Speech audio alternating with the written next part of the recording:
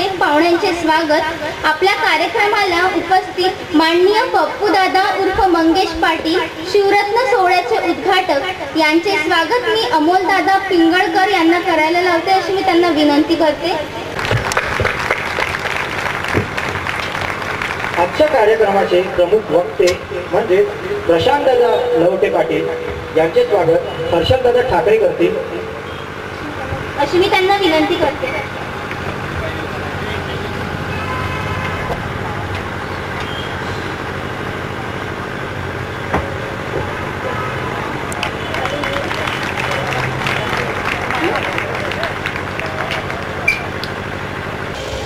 आता हर्षद दादा यांना मी आमंत्रित करतो की त्यांनी 2 शब्द आपल्या समोर बोलावे। या कार्यक्रमाचे प्रस्तावित सांगण्याकरिता दादा येणार आहे।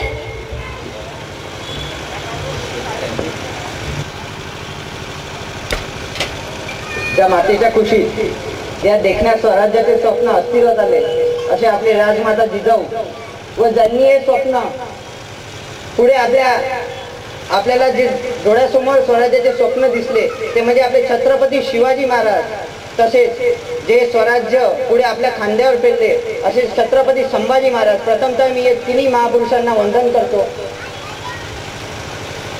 सर्वप्रथम जे आपले शहीद बांधव शहीद झाले त्यांना मी श्रद्धांजली अर्पण करतो व काल झालेलं जे भारताने पाकिस्तानवर जो हमला केला त्याबद्दल सगळ्यांचे अभिनंदन करतो। तेच मी टाळ्यांचं बघत होतो की टाळ्या येतात की नाही, अभिनंदन होते। आणि आता 300 झाले, आपल्याला 3000ची गरज आहे।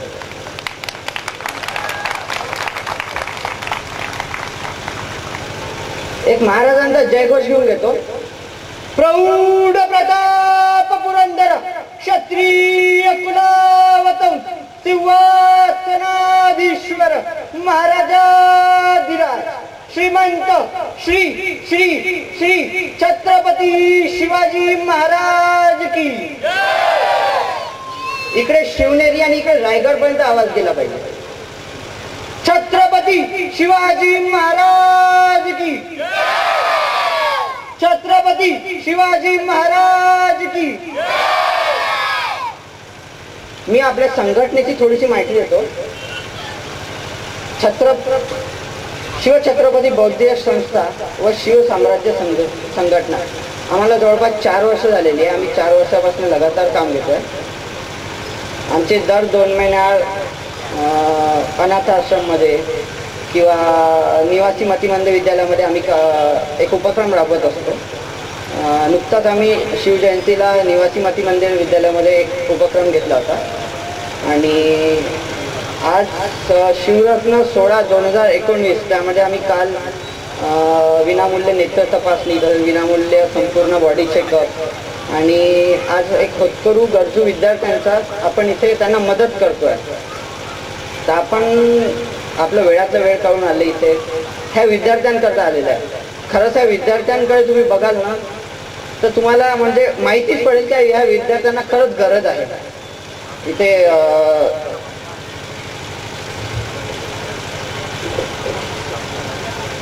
प्रज्ञा प्रबोधिनी अमरावती विवेकानंद छात्रावासचे विद्यार्थी आणि काही आपले प्रभागातले विद्यार्थी आहेत। ह्या विद्यार्थ्यांना आम्ही जवळपास मागच्या 2 महिन्या आधी पण मदत करायला गेलो। या विद्यार्थ्यांना म्हणजे घालायला बूट किंवा गणवेश सुद्धा नव्हता। आता असे आम्ही उपक्रम पुढे घेत राहणार। आपला एक जास्तीत जास्त आम्हाला साथ लावू अशी म्हणजे असं विश्वास धरतो आणि आपले 2 शब्द संपवतो। धन्यवाद दादा। यानंतर तुम्ही सर्व ज्या गोष्टीची प्रामुख्याने वाट पाहत आहात आपल्या कार्यक्रमाचे प्रमुख वक्ते प्रशांत दादा बबनराव लवटे यांच्याबद्दल मी थोडी माहिती सांगू इच्छिते। त्यांचे मूळ गाव कमठे महाकंड जिल्हा सांगली आणि 12वी पर्यंतचे शिक्षण यांनी त्यांच्या मुख्य गावीच घेतले। पुढे कोल्हापूरहून त्यांनी doctor D.Y. Patil college of engineering मधून 2005 साली कम्प्युटर इंजिनिअरिंग पूर्ण केले। डिग्री पूर्ण झाल्यावर नोकरीनिमित्त ते पुण्यामध्ये आले। गेली 12 वर्ष IT क्षेत्रात काम करत आहेत. गेली 13 वर्ष त्यांचे पुण्यामध्ये वास्तव्य आहे. त्यांनी कम्प्युटर इंजिनिअरिंग केलं आणि त्यांनी आपल्या राज्यांवर अभ्यास केला. म्हणजे आपले राज्य किती महान आणि कम्प्युटर इंजिनियर झालेला व्यक्ती राज्यांकडे अशा प्रमुख व्यक्तींना मी आमंत्रित करते की त्यांनी त्यांच्या व्याख्यानातून आम्हाला प्रबोधन करावे. Welcome sir. पहिल्यांदा मी काही 2-3 गोष्टी म्हणजे मला ज्या सांगायला महत्त्वपूर्ण वाटतात त्या सांगतो. मी काही शिवव्याख्याता नाही आहे ना, माझं व्याख्याता म्हणून मी असं कुठंच काही नसतं ना. मी इतिहास संशोधक आहे ना मी इतिहास अभ्यासक आहे. मी फक्त शिवाजी महाराजांवर भयंकर प्रेम करणारा माणूस आहे. कारण ज्यावेळी मी शिवाजी महाराजांचा अभ्यास सुरू केला, मला त्यांच्या पराक्रमापेक्षा ती व्यक्ती एवढी भावली. मी आज आमच्या बायकोला पण म्हणतो, जर तुझा आणि महाराजांचा जर मला ऑप्शन दिला तर पहिला प्रेफरन्स माझा महाराजांना असेल. याबद्दल तुम्हाला माफ नाही केलंच तरी काही हरकत नाही. आणि थोडी आमची, जसं ताईनं सांगितलं, आम्ही सांगली भागातले, सांगली, कोल्हापूर, सातारा जरा आमची भाषा खूपच मवाळ असते, थोडी रांगडी भाषा असते. त्यामुळे कदाचित तुम्हाला लोकांना जरा वेगळं काहीतरी वाटेल. कारण शक्यतो काय होतं की आम्ही ज्यावेळी पुण्यात आलो त्यावेळी लोक म्हणायचे, अरे ह्या असे का बोलतात, एकदम अशा रागातच का बोलतात नेहमी. म्हणजे तसं काही नाही, आमची ती भाषाच तशी आहे. त्यामुळं मी प्रयत्न करत असतो बरं का की चांगले पुणेरी शब्द वापरावेत, पण ते एकदा मी त्या फॉर्ममध्ये आलो तर मग ती गावाकडची भाषा आपोआप येते. तर 350 वर्ष झाल्यावरती सुद्धा एखाद्या माणसावर एवढं आपण भयंकर प्रेम करतो. भयंकर म्हणजे की त्या माणसाशिवाय आपलं पूर्णत्वच नाहीये. असे छत्रपती शिवाजी महाराज यांना मी आज मनपूर्वक विनम्र अभिवादन करतो. त्याचबरोबर हा इतिहास जो घडला त्यामध्ये अनेक पुरुषांनी, अनेक वीरांनी आपला प्राण त्यागला आहे. त्यांना व त्यांच्या सहचारिणींना, कारण घरात जोपर्यंत आपली पत्नी आपल्या पाठीमागे उभी राहत नाही तोपर्यंत कोणताही पुरुष आयुष्यामध्ये काहीच करू शकत नाही. अपवाद असतात. तर अशा या सर्व वीरांना व त्यांच्या पत्नींना, सहचारिणींना मी सुद्धा विनम्र अभिवादन करतो. त्याचबरोबर ज्यांच्यामुळं मी आज इथे उभा आहे असे आमचे दुर्गमहर्षी प्रमोद मांडे सर, जे एक दीड वर्षापूर्वी त्यांचं निधन झालं आणि खऱ्या अर्थानं त्यांच्यामुळं आज मी अमरावतीमध्ये उभा आहे. मित्रांनो, मी जे आज काय तुम्हाला सांगणार आहे किंवा जे आपण चर्चा करणार आहे, कदाचित तुम्हाला काही गोष्टी पटणार नाही, कदाचित काही गोष्टी तुम्हाला नवीन वाटतील आणि कदाचित काही गोष्टी तुम्हाला खरंच मनापासून पटतील. ज्या पटणार नाहीत त्यांच्यावर विचार करा. माझा नंबर आहे सगळ्यांना, मी इथलाच आहे. आपण कधीही चर्चेला बसू, चर्चा करू आणि ज्या पटणार आहेत त्या घेऊन चला. ज्यावेळी आपण शिवाजी महाराजांवरती अभ्यास सुरू करतो किंवा शिवाजी महाराजांचा विचार सुरू करतो त्यावेळी लहानपणापासून जे आपल्याला सांगितलं गेलं तेच आपण ऐकत गेलो, तेच वाचत गेलो. एक माझा मित्र, तुम्ही बसून घ्या ना, उभारलाय, माझे पाय दुखाले, तुम्ही उभारलाय, बसून घ्या, चेअर आहेत. जे आपण आजपर्यंत ऐकत आलो, जे काही वाचत आलो, त्यामध्ये शिवाजी महाराज म्हणजे एक आक्रमक व्यक्तिमत्व, एक पराक्रमी योद्धा, मोहिमा, ह्याच गोष्टी आपण ऐकत आलो, वाचत आलो.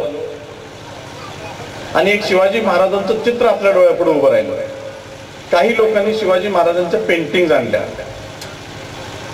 ज्यामध्ये शिवाजी महाराज नेहमी घोड्यावर आहेत, हातात तलवार आहे आणि एक ते आक्रमक असा पवित्र आहे महाराजांचा. महाराज सिंहासनावर आहेत. एकंदरीत एक असं योद्धा म्हणून दाखवलं गेलं महाराजांना आणि एक आक्रमक योद्धा म्हणून दाखवलं गेलं. पण आणि ह्याचा दुरुपयोग कसा केला गेला आणि ह्याच्यामुळे आपल्यापर्यंत इतिहास कसा चुकीचा आला ह्याची काही मी उदाहरणं तुम्हाला सांगतो. कधी एक लक्षात घ्या, पहिला चुकीचं काय हे आपण समजून घेऊ, मग बरोबर काय आहे हे कळलं आपल्याला. आताच ताईंनी सांगितलं, 2-3 गोष्टीचा तू उल्लेख केलीस, व्हिएतनाम वगैरे वगैरे. ताई हे 7 खोट आहे. त्याला इतिहासात कसलेही दाखले नाहीत ना असं कधी घडले. व्हिएतनामचा जो उल्लेख केला जातो, व्हिएतनाम आणि अमेरिकेचा जे सांगितलं जातं, एक कुठल्या तरी अनोख्या शैलीमध्ये व्याख्यान करणारी जी मंडळी आजपर्यंत होती, त्यांनी शिवाजी महाराजांचा गौरव किंवा शिवाजी महाराजांची एक स्टोरी अशी अतिशय असं एक प्रभावी असं दिसावं किंवा त्याला ग्लोरी यावी या अनुषंगानं सांगण्यात अशा अनेक कहाण्या तयार केल्या. दुर्दैव असं होतं की आपण कधीच त्यांना विचार नाही की बाबा रे तू हे सांगतोयस हे खरं आहे का, बरं खरं असेल तर कुठे इतिहासात लिहिले असं. आपण कधीच असं कुणीच त्यांना विचारलं नाही. त्यामुळे हे एक असा चुकीचा इतिहास आपल्यापर्यंत पोहोचत गेला. ज्यावेळी व्हिएतनामचं युद्ध सांगितलं जातं तर हो ची मिन हे व्हिएतनामचे राष्ट्रपिता होते, जसे आपले महात्मा गांधी आहेत. 2 सप्टेंबर 1945 रोजी हा देश स्वतंत्र झाला. म्हणजे आपल्याच आसपास आहे. ज्यावेळी हा देश स्वतंत्र झाला त्यावेळी जसं आपल्या देशाचे 2 भाग पडले तसेच त्यांच्या देशाचे 2 भाग पडले. आणि त्यातला एक भाग जो होता तो थोडा कमकुवत झाला. त्याच्या पाठीमाग कारण होतं, जो दुसरा भाग आहे त्याला अमेरिकेनं मदत केली युद्धामध्ये. मग ज्यावेळी आपली ताकद कमी पडते त्यावेळी आपण काहीतरी असं शोधतो की जेणेकरून कितीही मोठं सैन्य जर आपल्या पुढे आलं तर आपल्याला त्याचा पराभव करता आला पाहिजे, किंवा पराभव राहिला निदान आपला तर जीव वाचवता आला पाहिजे. तर नेमकं व्हिएतनामवाल्यांनी काय केलं तर, व्हिएतनाम जर तुम्ही भारताचा नकाशा बघितला, जो पूर्व भाग आहे ईस्ट साइडचा, आणि तिथून पुढचे जे देश आहेत त्या देशातल्या लोकांची शारीरिक जी जडणघडण आहे ती खूप बारीक आहे. म्हणजे आपले सुद्धा बघा तुम्ही, मिझोराम नागालँडची जी मुलं असतात हे खूप बारीक असतात. म्हणजे त्यांची वय सुद्धा कळत नाही. ह्यांनी काय केलं की अमेरिकेचं सैन्य जास्त आहे, आता ह्यांच्याशी मुकाबला कसा करायचा म्हणून यांनी काय केलं, जमिनीतनं भुयारी खोदली. आणि त्या जमिनीतनं ज्यावेळी भुयारी खोदली त्यावेळी भुयारीचं जे टोपण होतं ते आपल्या लहान मुलं जी शाळेत पाटी वापरतात ना, लिहायची पाटी, एवढी छोटी होती. म्हणजे असं 1 फूट आणि असं जास्तीत जास्त 1 फूट, म्हणजे छोट. त्याची असे टोपण लावलं, त्याच्यावरती पाला पाचवा पडायचा. कुणालाच कळायचं नाही की इथनं खाली जाता येतं. आणि ते शरीरानं बारीक असल्यामुळे ते असे झट दिशे खाली जायचे, झाकून घ्यायचं. अमेरिकेचं सैन्य असं वरती जमिनीवर चालायचं आणि त्यांच्या बरोबर खाली या भुयारीत चालायचे आणि कुठं तो सुरुंग लावून उडवायचे आणि अमेरिकेच्या सैन्याचं नुकसान करायचे.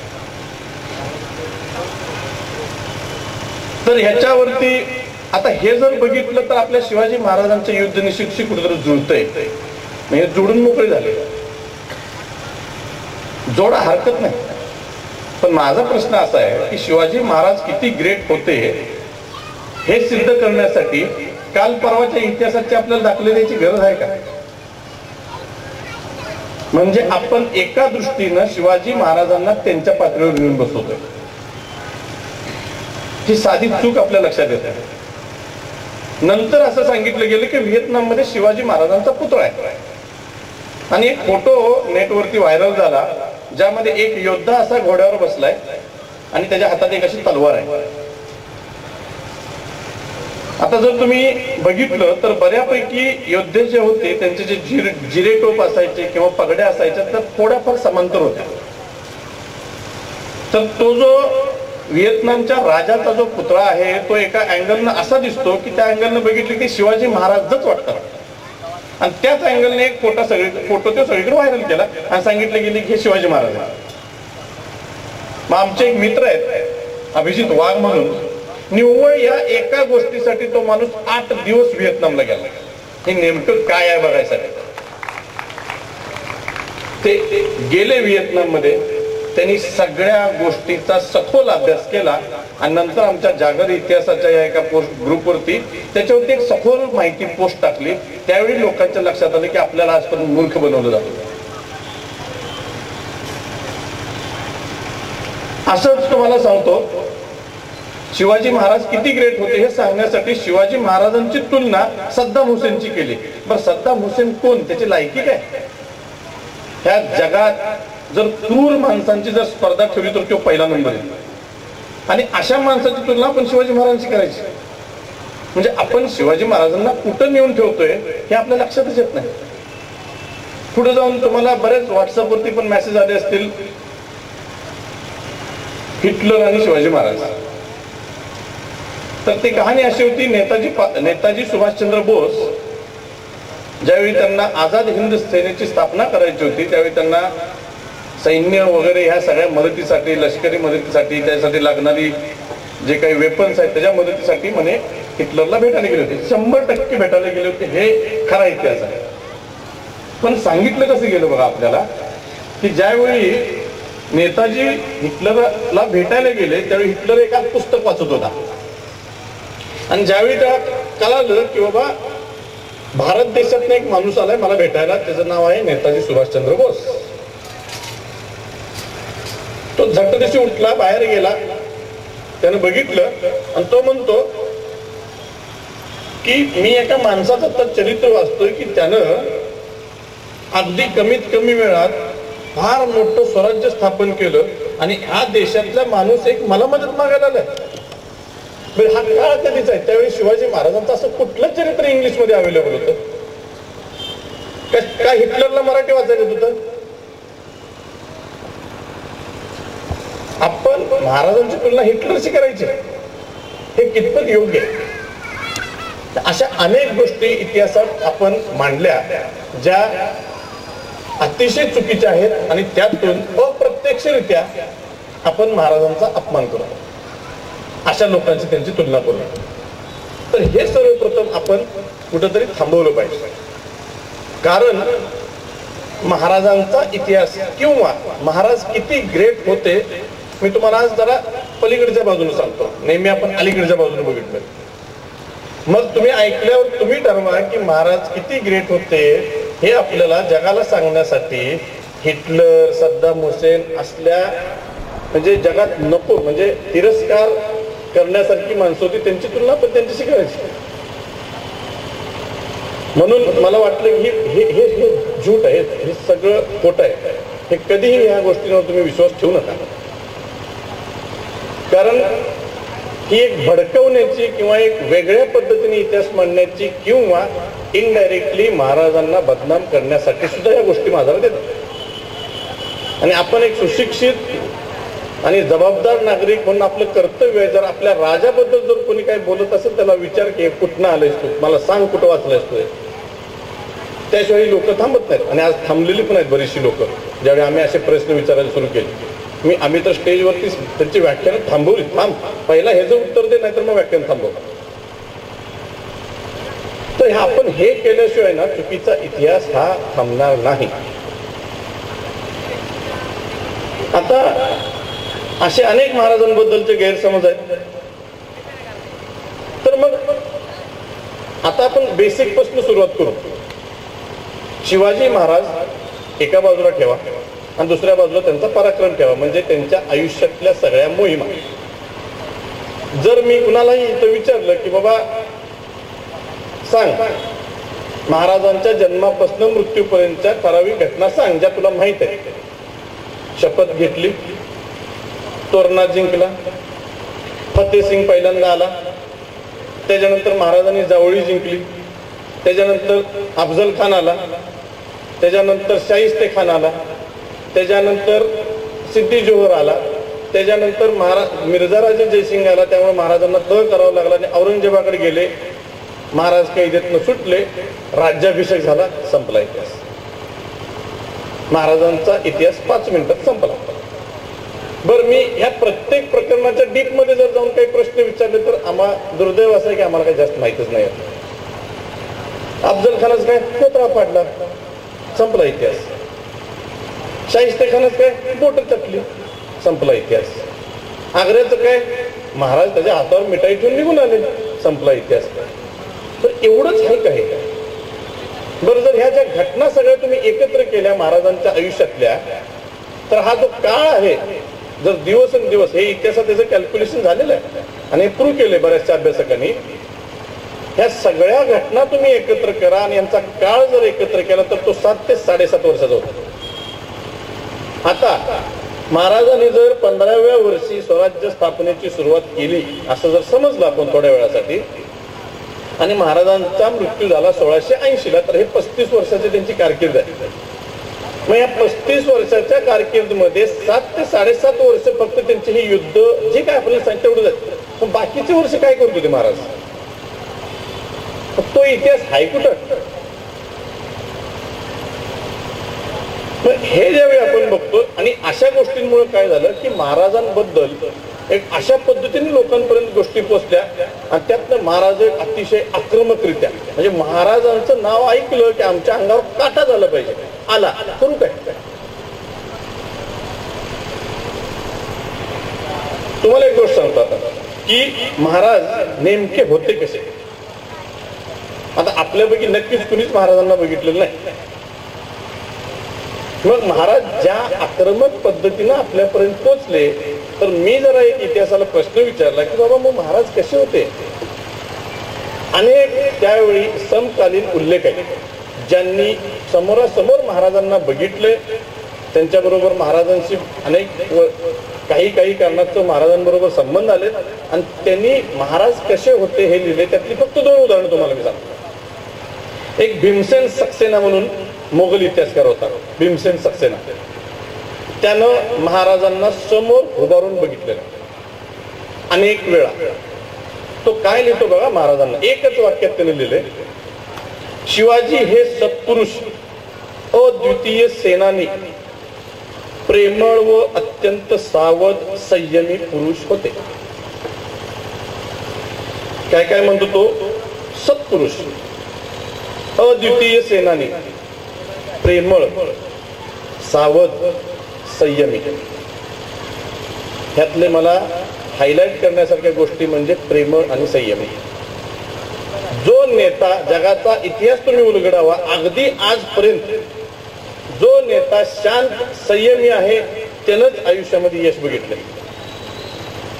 बाकीचे सगळे हित झाले पण अपयशी झाले, कुणीही त्या पातळीवर गेलेलं नाही. त्यातले आपल्या देशातला एकमेक माणूस म्हणजे छत्रपती शिवाजी महाराज.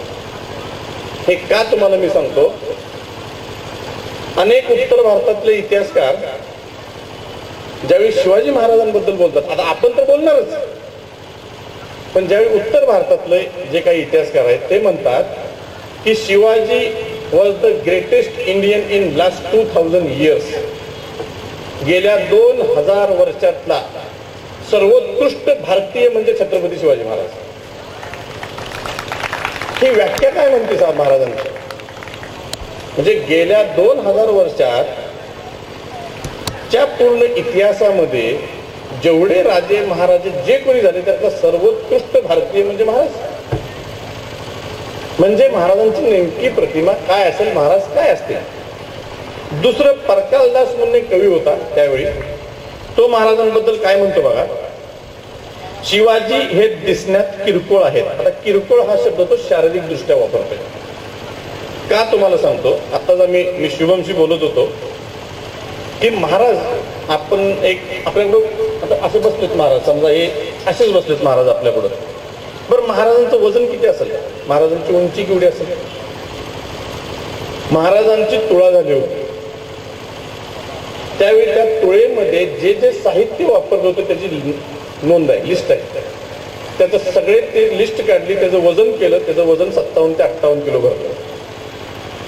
मग आपण असं म्हणू शकतो, एक्झॅक्टली मला पण माहित नाही, कोणालाच माहित नाही, पण असं समजू की 55 ते 60च्या दरम्यान महाराजांचं वजन होतं. आणि त्यांची उंची 5 फूट ते 4 इंच किंवा 5 इंच, जास्तीत जास्त 5.5. आता आमचे मित्र शुभम बसलेत बघा, सेम. त्याने आता मला त्यांचा महाराजांच्या पूर्ण ड्रेसअप मधला फोटो दाखवला, सेम. जर तुम्हाला व्हिज्युअलाइज करायचे असतील महाराज केले असतील, ब्रूस ली, काटक शरीर, कुठेही चरबी नाही, एकदम पिळदार शरीर, मोजकी उंची आणि तेजस्वी चेहरा या माणसाचा. आता तेजस्वी चेहरा कोणाचा असतो? ह्या पृथ्वीवर एक माणूस दाखवा जो स्वभावानं अत्यंत रखरखी आणि चिडकाय पण तेजस्वी दिसतो, एक बी सापडत नाही. याचा अर्थ असा आहे की महाराज अतिशय शांत, संयमी आणि प्रेमळ स्वभावाचे होते. जिथं आक्रमक व्हायचं होतं तिथं त्यांनी कोतरा बाहेर काढलाच की, पण प्रत्येक वेळी आक्रमक महाराज नव्हते. ही एक. तेव्हा महाराज एक लक्षात घ्या, महाराजांची प्रतिमा ज्यावेळी आपण डोळ्यासमोर ठेवतो, एक माणूस म्हणून ठेवा. जर हेच पुढे चालू राहिलं तर आपली पोरं 25-30 वर्षांनी महाराजांच्या मंदिरामध्ये नारळ फोडायला जाणार, दैवत्वीकरण होऊन जाणार. आपण एखाद्या व्यक्तीला देवरूपात कसं, कारण कर्तृत्वच एवढं त्या माणसाचं होतं की आपण देवच मानलं होतं ना. त्यावेळी प्रथाच अशी होती, राजा म्हणजे देव, प्रजेचा देव म्हणजे राजा. याचा अर्थ असं नाही की देव. आता जर एक लक्षात घ्या, आपण सर्वसामान्य माणसं आहोत, आपण भयंकर कुठल्या तर अडचणीत असतो आणि कोणतरी आपल्याला मदत करतो. आपण म्हणतो की देवासारखा आलास. देव आहे का? देव देवासारखा आलास म्हणजे काय की तुझ्यामुळे मी फार मोठ्या संकटातनं बाहेर पडलो, देव संकटातनं बाहेर पडतो. एक आपली अशी भारतीय मनाची एक समजूत आहे, देव काहीतरी करतो आणि आपण त्यातनं बाहेर पडतो. याचा अर्थ महाराज देव नाही. दैवत्वीकरण ज्यावेळी महाराजांचं होईल त्यावेळी महाराजांचं कर्तृत्व शून्य. उदाहरणार्थ, महाराजांनी अफजल खानला मारलं, देव होते, मारणारच की. महाराज आग्र्यातनं पळून आले, देव होते, त्याला काय, देवाला सगळंच आहे. खंडोबाचा नाही देव केला, जेजुरीच्या, देवच झाला. तो राजा होता, तो त्याचा बी देव झाला. विठ्ठल पांडुरंग राजा होता, त्याचा बी देव झाला. मग विचार करा, इथून पुढच्या 300-400 वर्षानंतर काल सर्पाची पूजा नाशिकला नाही रायगडावर होईल, जर हे थांबवलं नाही तर. आणि हे थांबवायसाठी तुम्ही आणि आम्ही इतिहासात वाद नाही, चर्चा केली पाहिजे, समजून घेतला पाहिजे इतिहास काय आहे. हा समजून इतिहास घेत असताना बेसिक पासून परत स्टार्ट करायचं होतं, जिथं आपण स्टार्ट केले की महाराज कसे होते. तर मी हे खात्रीपूर्वक आणि अतिशय जबाबदारपणे हे वक्तव्य करतो की महाराज अतिशय प्रेमळ, शांत आणि संयमी स्वभावाचे होते. ह्यावर मी या जगात कुणाशी वाद घालायला तयार आहे आणि पुराव्या सकट मांडतो मी. त्यामुळं आक्रमक जर कोण महाराज दाखवत असतील तर तुम्ही विचार करा, ज्यावेळी महाराज आक्रमक दाखवले जातील त्यावेळी तुमच्या अंगावर काटा येईल, पण ज्यावेळी वैचारिक शांत स्वभावाचा माणूस महाराज ज्यावेळी तुम्हाला सांगते त्यावेळी तुमच्या बुद्धीला काटे येतील. आणि आज खऱ्या अर्थाने त्याची गरज आहे. आता एक विचार करा, महाराजांचा काळ कसा असेल.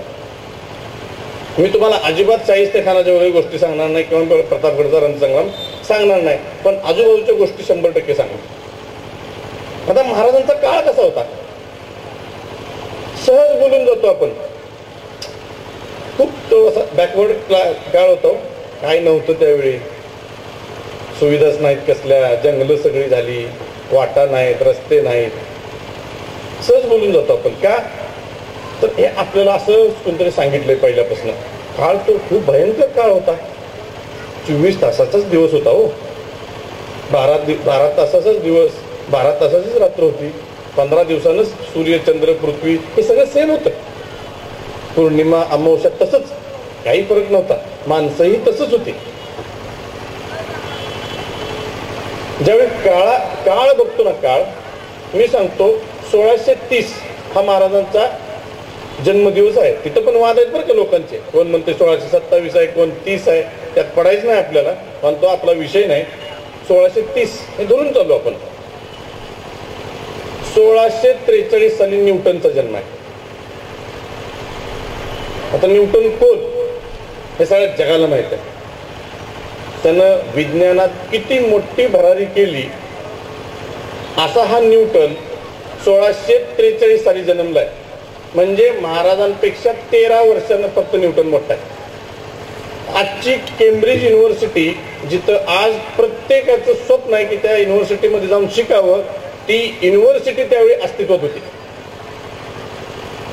पुढे जाऊन तुम्हाला सांगतो, शिवाजी महाराजांनी ज्यावेळी सुरतेवर पहिला हल्ला केला होता 1665 साली, त्यामध्ये मर्क्युरियस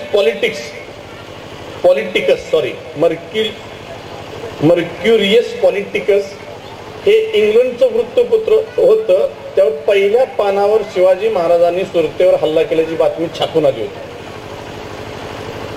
1672 साली ज्यावेळी महाराजांनी परत सुरतेवर आक्रमण केलं, त्यावेळी द लंडन गॅजेट ह्या वृत्तपत्रावर पहिल्या पानावर महाराजांची बातमी छापून आली होती.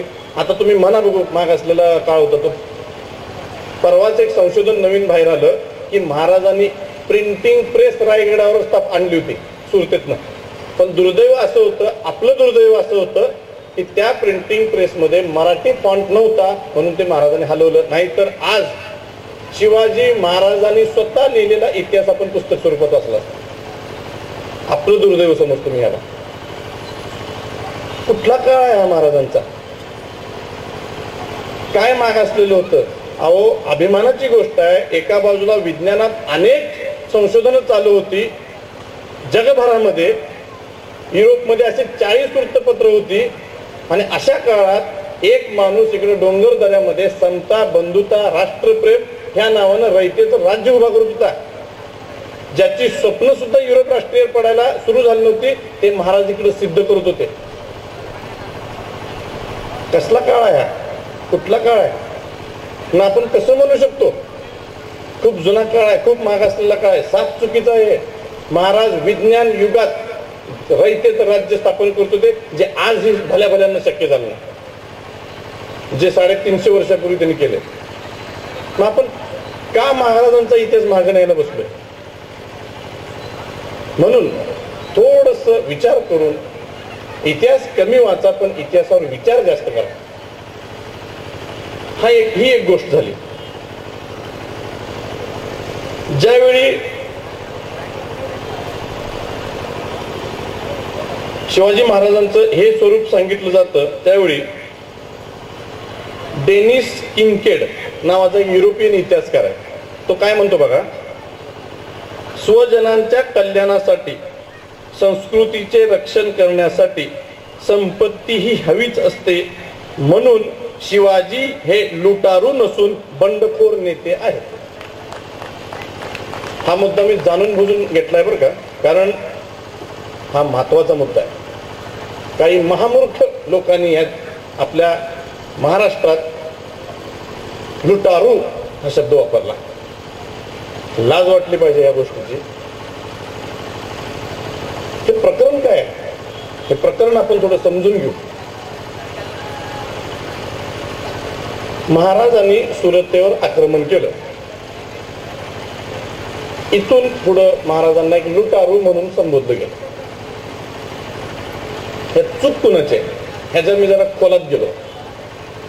एक वॉरेन म्हणून कोणतरी एक इंग्रज अधिकारी होता, आणि त्यावेळी इंग्रज जस्ट भारतात त्यांनी पाय रोवायला सुरू केली, सुरुवात होती. आता तुम्ही एक लक्षात घ्या, माझ्या पुढे 2 लोक आहेत, इकडे काय इकडे काय. इथनं जातो दुसरीकडे जातो माणसाकडं, त्याला मारतो, त्याच्याकडचं सगळं हिसकावून घेतो आणि परत जातो. ह्याला मी काय म्हणेन, ह्याने ह्याला लुटलं. तिसरा बघणारा माणूस हे तसंच म्हणणार आहे. पण ऍक्च्युअल परिस्थिती काय आहे? ह्यानं खरंच लुटलंय का ह्यानं त्याचं घेऊन गेलं तो परत घेऊन गेलाय, कुणाला माहित आहे. पण मी बघणार आहे, मला त्या घटनेचं काही गांभीर्य नाही, काही नॉलेज नाही, मी म्हणतो लुटून नेला. झालं लुटारू. मग ह्या सुरतेवरचं जे काही आक्रमण, मी सुरत लूट हा शब्द चुकून सुद्धा वापरणार नाही. का वापरणार नाही मी तुम्हाला त्याचं सांगतो, कुणीच वापरू नका. ह्या एका गाढवानं, इंग्रज अधिकाऱ्यानं हे असा उल्लेख केला, तिथनं ते लुटारू लुटारू लुटारू लुटारू पुढे गेलं. बरं, आता सुरतेवरती बोलू आपण थोडं. 1665 साली महाराज सुरतेवर गेले. त्याच्या अगोदरचा जरा इतिहास बघा. 1659 साली अफजल खान आला. आता अफजल खान काय महाराजांबरोबर काय पक्ष बांधणीची बैठक करायला आलता का? अफजल खान महाराजांना फक्त आणि फक्त मारण्यासाठी आला होता. ज्या पोवाड्यांमधनं वगैरे कुठनं आपल्याला इतिहास जो सांगितला जातो तो साफ चुकीचा आहे. कारण त्यामध्ये काय सांगितलं जातं, ते विडा उचलला, तो असं गर्जना दिला, मै लावूंगा शिवाजी को, तसं काही नाही. ते अफजल खान हा एकमेव माणूस होता ज्याला आपल्या सह्याद्रीतला जो जावळीचा भाग आहे, वाई परिसराचा भाग आहे, ह्याचं संपूर्ण नॉलेज होतं. कारण तो त्या भागाचा सुभेदार होता. त्याला ती जागा संपूर्ण माहीत होती. त्यामुळं त्याच्याशिवाय दुसरा कोणीही तिथं टिकला नसता हे त्या बेगमला माहीत होतं, आदिलशाहीच्या बेगमला. त्यामुळे तिनं अफजल खानाची नियुक्ती केली होती. ह्याची पत्र आहेत. पत्र असं म्हणतं, वाईच्या देशमुखांना फरमान आहे, फरमान.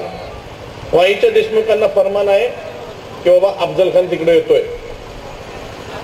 शिवाजीचा बंदोबस्त करण्यासाठी, तुम्ही त्याला लागेल ती मदत करा आणि त्याच्याबरोबर राहा. हे फरमान आहे. म्हणजे अफजल खान हा वाईतच येणार होता. महाराजांनी त्याला वाईत खेचला नाही, तो वाईतच येणार होता. पण महाराजांनी त्याला प्रतापगडाच्या पायथ्यापर्यंत खेचला. ही युद्धशैली होती. पण हा आलाय कसा? हा माणूस प्रत्येक ठिकाणी नुकसान करत आलाय स्वराज्याचं. मग ते आर्थिक नुकसान आहे, सामाजिक नुकसान आहे आणि धार्मिक नुकसान आहे. ही त्यावेळची युद्धशैली होती, त्यावेळचा राजकारणाचा भाग होता. त्याचा वर्तमान काळाशी एकमात्र संबंध नाही. हा आलेला आहे. हा येत असताना वाटभर आपल्याला एक सांगितलं जातं बघा, ही लोक भयंकर अत्याचार करायचे. म्हणजे काय करायचे? 4 प्रकारच्या गोष्टी करत होते. शेतकऱ्यांचं पीक उद्ध्वस्त करून टाकायचं, लहान मुलं, म्हातारी माणसं, तरुण पुरुष यांच्या कत्तली करायच्या, मंदिरं पाडायची आणि सर्वात घाणेरडी गोष्ट म्हणजे एक तर स्त्रियांना पळवून न्यायचं किंवा त्यांच्यावर अत्याचार करायचा. ह्या 4 गोष्टी ती करत होते. आणि ह्याचं रूप भयंकर काय असतं ह्याची ज्यावेळी तुम्ही कल्पना कराल, हे अतिशय भयंकर होतं. आणि ते करत आलेत. का करत आलं? अफजल खान का तसा आलाय? कारण त्याची इच्छा होती की शिवाजी महाराजांनी मोकळ्या मैदानात येऊन लढावं. कारण मला माहित आहे, मी जर डोंगरी भागात गेलो तर मी त्यांच्याशी लढू शकत नाही.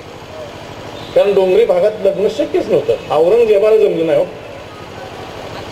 पण हे होत असताना त्यानं पहिलं काम केलं, पंढरपूर फोडलं. पंढरपूर फोडलं. त्या पंढरपूरच्या मंदिरामध्ये गाई कापली आणि त्याचं मांस त्या बिचाऱ्या पुजाऱ्याच्या तोंडात कोंबलं. आणि ही बातमी शिवाजी महाराजांना पोहोचेल ह्याची खात्री केली, जेणेकरून शिवाजी महाराज असे उफाळून होऊन रागाच्या भरात अफजल खानावर तुटून पडतील. महाराज शांत. हे नाही झालं म्हणून तो तुळजापूरवर गेला.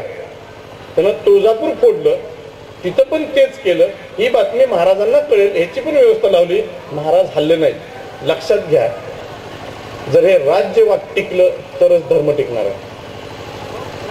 आणि राज्य टिकवायचं असेल तर राजा टिकला पाहिजे. हे महाराजांना माहित होतं. भावनेच्या भरात एकही गोष्ट शिवाजी महाराजांनी त्यांच्या आयुष्यात कधी केलेली. पण अफजल खानाला मारायचा तो मारलाच.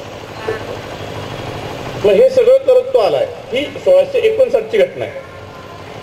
पाठोपाठ शाहिस्ते खान येऊन बसलाय पुण्यामध्ये. शाहिस्ते खान 3 वर्ष आहे. त्याच्या पाठोपाठ सिद्दीजोहर आला. ह्या लोकांनी जे महाराजांचं त्या काळचं जे राज्य होतं त्याचं आर्थिक, सामाजिक आणि धार्मिकरित्या पूर्ण नुकसान केलं होतं. मग सिद्दीजोहरचा विषय संपला, शाहिस्तेखानला पण पळवून लावलं. आता महाराजांपुढे प्रश्न असा होता की जे राज्य होतं त्याचं नुकसान एवढं जबरदस्त झालं होतं की शेतकऱ्यांकडनं किंवा रयतेकडनं जो कर मिळायचा तो घेणं अशक्य झालं होतं महाराजांना. सरकारला जर टॅक्स मिळाला नाही, कुणी जर टॅक्सचा पैसा दिला नाही, सरकारची तिजोरी कशी भरणार आणि सरकार चालणार कसं, हे बेसिक प्रशासनाचा एक बेसिक नियम आहे. तो महाराजांना एक सर्वात मोठी अडचण होती. दुसरी सर्वात मोठी अडचण त्या काळात अशी झाली की जी रयत महाराजांच्या पाठीमागं ठामपणे उभी राहिली त्यांचा विश्वास महाराजांवर राहायला पाहिजे की नाही. नाहीतर उद्या कोण पण येईल, कसं पण आपल्याला झपाटणार, मारणार, निघून जाणार. कोण पण म्हणाल हा काय बाबा कुठल्या तरी गडावर बसेल, 6 महिने बसेल, तो पळून जाईल, हा निवांत, आम्ही मरतो. ही एक सामाजिक जबाबदारी महाराजांवर होती. त्यामुळे महाराजांना हे दाखवायचं होतं की जर शत्रू आपल्यावर येऊन जर आक्रमण करू शकतो, मी सुद्धा शत्रूवर जाऊन आक्रमण करू शकतो. आणि त्याच्यानंतर सर्वात महत्वाची गोष्ट होती ती आर्थिक होती. ह्या सगळ्या गोष्टींचं एकत्रीकरण जर केलं तर त्याच्या महाराजांपुढं 2च गोष्टी होत्या. एक होतं बुऱ्हाणपूर आणि दुसरं होतं सुरत. पण ज्यावेळी ह्या 2 ठिकाणांचं निरीक्षण झालं त्यावेळी महाराजांनी सुरत ही ठिकाण निवडलं हे आणि महाराजांनी ठरवलं. आता महाराज कसे गेले, इथून महाराजांनी जायच्या अगोदर 3 ते 4 महिने अगोदर मला कसं जायचं आहे, मला कुठून जायचं आहे, मला कुठं थांबायचं आहे, ह्या सगळ्या गोष्टींची व्यवस्था लावलेली आहे. प्रत्येक गोष्टीचं चोख नियोजन केलंय. आणि पुढे जाऊन सांगतो की तिथं जाऊन कुणाकडं खंडणी घ्यायची आहे ह्याची लिस्ट अगोदर तयार होती. त्याहून पुढे जाऊन कुणाकडं किती संपत्ती आहे आणि कुणी कुठं लपवलेली आहे ह्याची सुद्धा माहिती महाराजांना होती. गुप्तचर खातं काय असेल, आज घरातून हल्ला करून जाते तो आपल्याला. बघा त्यांचे नियोजन कसं असेल. डोंगर दऱ्यातनं माणूस सुरतेवर जातो, तिथं महाराजांनी एकाही सामान्य माणसाच्या किंवा स्त्रीला हात लावलेला नाही. ज्यांच्याकडं खंडणी घ्यायची होती ती खंडणी घेतली. पुढे जाऊन नियोजन असं होतं की जर मुघल सैनिक आपल्या पाठीमागं लागलं तर किती तुकड्या करायच्या आणि कुठली तुकडी कुठल्या दिशेने जाईल ह्याचं सुद्धा पूर्व नियोजन करून महाराज गेले. ते महत्वाची गोष्ट, जेवढी इतिहासात ज्या नोंदी आहेत त्या नोंदी म्हणतात की 1 करोड रुपयाचा खजाना त्या काळचा. जेवढं तिथनं सुरतेमधनं खंडणी घेतली होती हाही 800 स्वराज्यात पोचली होती. 1 रुपया इकडचा तिकडे झाला नव्हता. ह्याला म्हणतात व्यवस्थापन, ह्याला म्हणतात चोख अंमलबजावणी.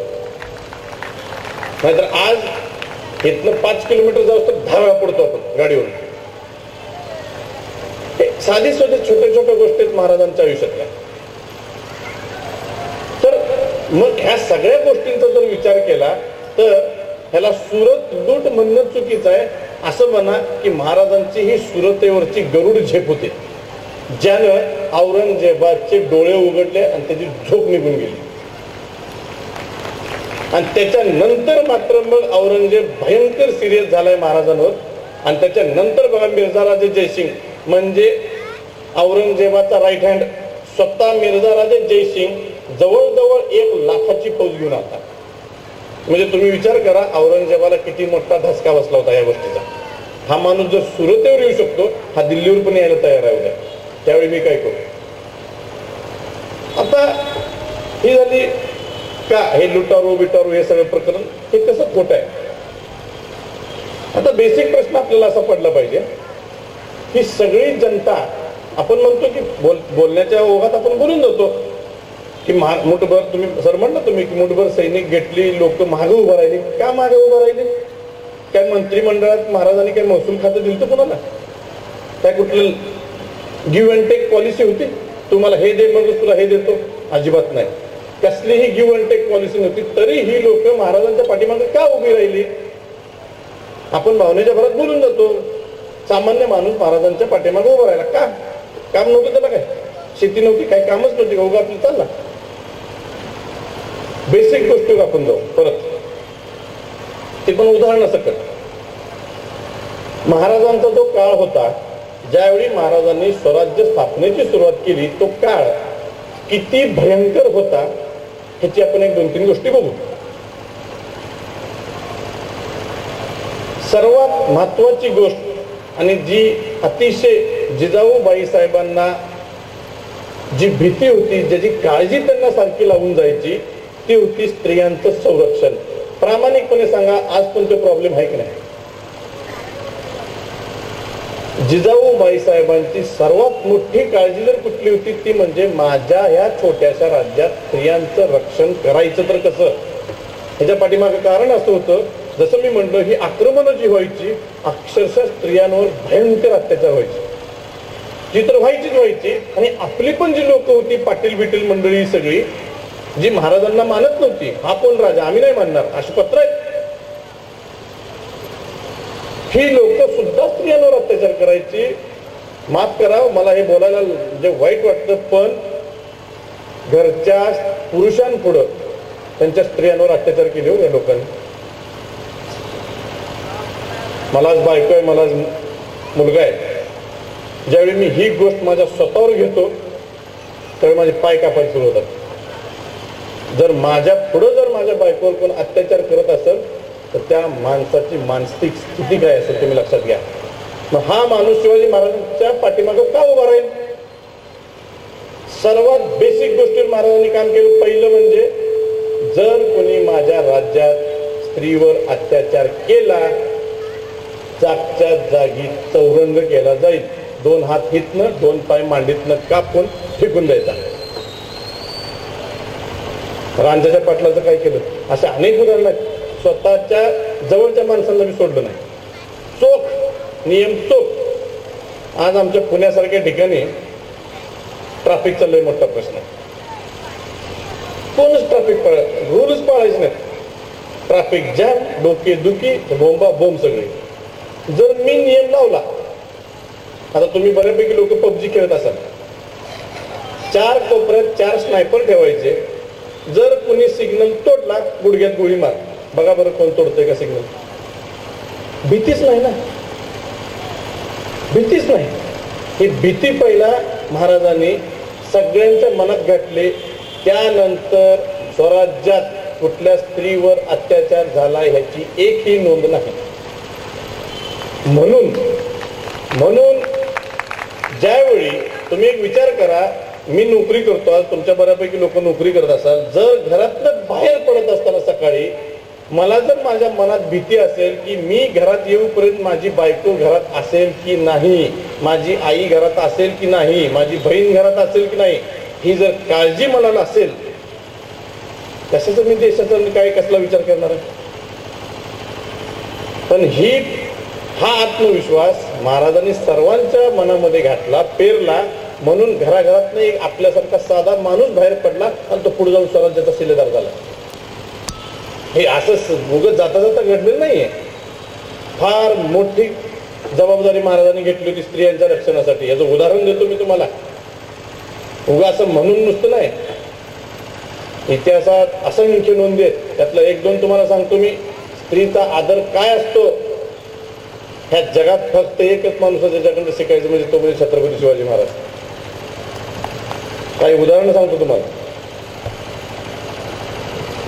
शाहिस्तेखानावर महाराजांनी हल्ला केला. 36-35 हजाराचं सैन्य घेऊन बसलाय बरं का. महाराजांनी व्यवस्थित प्लॅनिंग करून हल्ला केला आणि या हल्ल्यामध्ये बऱ्याच मारामारी झाली, लोक मेली. त्याचा शाहिस्तेखानचा पोरगा मेला, त्याची बोटं तर कापली. ज्यावेळी सगळं वातावरण शांत झालं, त्यावेळी मग सगळे ते घटनेची सगळी तपासणी करायला का आपलं समिती जात असते तसं चालू होतं यांचं. आणि ह्या सगळ्या गोंधळात शाहिस्तेखानाचं पोरगं मेलं हे त्याला कळलं, कारण त्याची डेड बॉडी पुढेच दिसली त्याला. आणि या सगळ्या गोंधळात एक गोष्ट जी होती ती म्हणजे त्याची मुलगी बेपत्ता झाली. ना तिची डेड बॉडी सापडली म्हणजे जेणेकरून मेल्या म्हणून समजू, ना दिसत नाही कुठं जिवंत. शाहिस्ते खानाला त्याची बायको काय म्हणते, शिवा मेरी बेटी को लेके गया है, शिवा मेरी बेटी को लेके गया है. महाराजांनी ऐकून घेतलं. शेवटी वैतागून शाहिस्ते खान म्हणतो, सिवा हर कुछ कर सकता है लेकिन कभी किसी औरत को हाथ नहीं लगाएगा. हा दुश्मन म्हणतो, दुश्मन आपण नाही म्हणत, हे दुश्मन जो शिवाजी महाराजांना मारायला आलता तो माणूस शिवाजी महाराजांबद्दल हे वाक्य बोलतो. पुढे जाऊन शाहिस्ते खानाची बायको म्हणते, अगर उसने लेके नहीं गया है तो उसके लोगों ने उसको उठा के लेके गया. तो तर मग फिर तो बिलकुल चिंता मत कर, स्वतःच्या लेकीसारखं तो वागवत. हा कॉन्फिडन्स दुश्मनाला कुठे येईल. आपण तर म्हणणारच महाराजांबद्दल, दुश्मन त्यावेळेचे म्हणतोय. एक युद्ध आहे, कारतलब खान हा महाराजांचा कोकणातला भाग जिंकायला आला होता आणि त्यामध्ये रायबागन नावाची एक योद्धा होती, स्त्री, प्रचंड पराक्रमी योद्धा होती. तिचं सैन्य होतं स्वतःच, देशमुखी त्यांच्याकडे होती आणि ती आदिलशहाकडे होती. ते उंबरखिंडीत महाराजांनी ते प्रकरण खूप सुंदर आहे, ते गाठलं, कारतलब खानाला सगळा ते पराभूत केलं, म्हणजे न लढताच महाराज जिंकले. जिथं मोगल सैन्य महाराजांपुढे झुकलं, ही बाई मात्र लढत होती आपल्या मावळ्यांबरोबर. आणि ज्यावेळी ही गोष्ट महाराजांनी बघितली की एक बाई आपल्या मावळ्यांसंग एकटी झुंज देते, थांबवलं, तिला पकडलं, बाई शांत हो. तिला पकडल्यानंतर महाराजांनी तिला साडी चोळी घालून तिच्या घरी पोहोचवलं, संग मावळ्यांचं संरक्षण दिलं आणि तिला शेवटपर्यंत महाराजांना आपला भाऊ मानलं. परत आयुष्यात कधी महाराजांवरती चालणार नाही. आता उलटा बघा इतिहास, ज्या युद्धामध्ये, ज्या मोहिमेमध्ये स्त्रिया सापडल्या त्या सुलतान बिलतान लोकांनी काय केलं, स्त्रीचा आदर ह्याला म्हणतात. फक्त आमचं नाही, दुश्मनाचा बी आदर. सुरतेमध्ये पत्र आहेत, पत्र, जो स्त्रियांना किंवा लहान मुलांना हात लावेल त्याचं मुंडके उडवली जाते. हे महाराज स्वतः आपल्या सैनिकांना सांगतात. महाराज दक्षिण दिग्विजय, तुम्ही आता संभाजी महाराजांच्या मालिकेमध्ये दक्षिण दिग्विजय हे प्रकरण बघितलं असेल.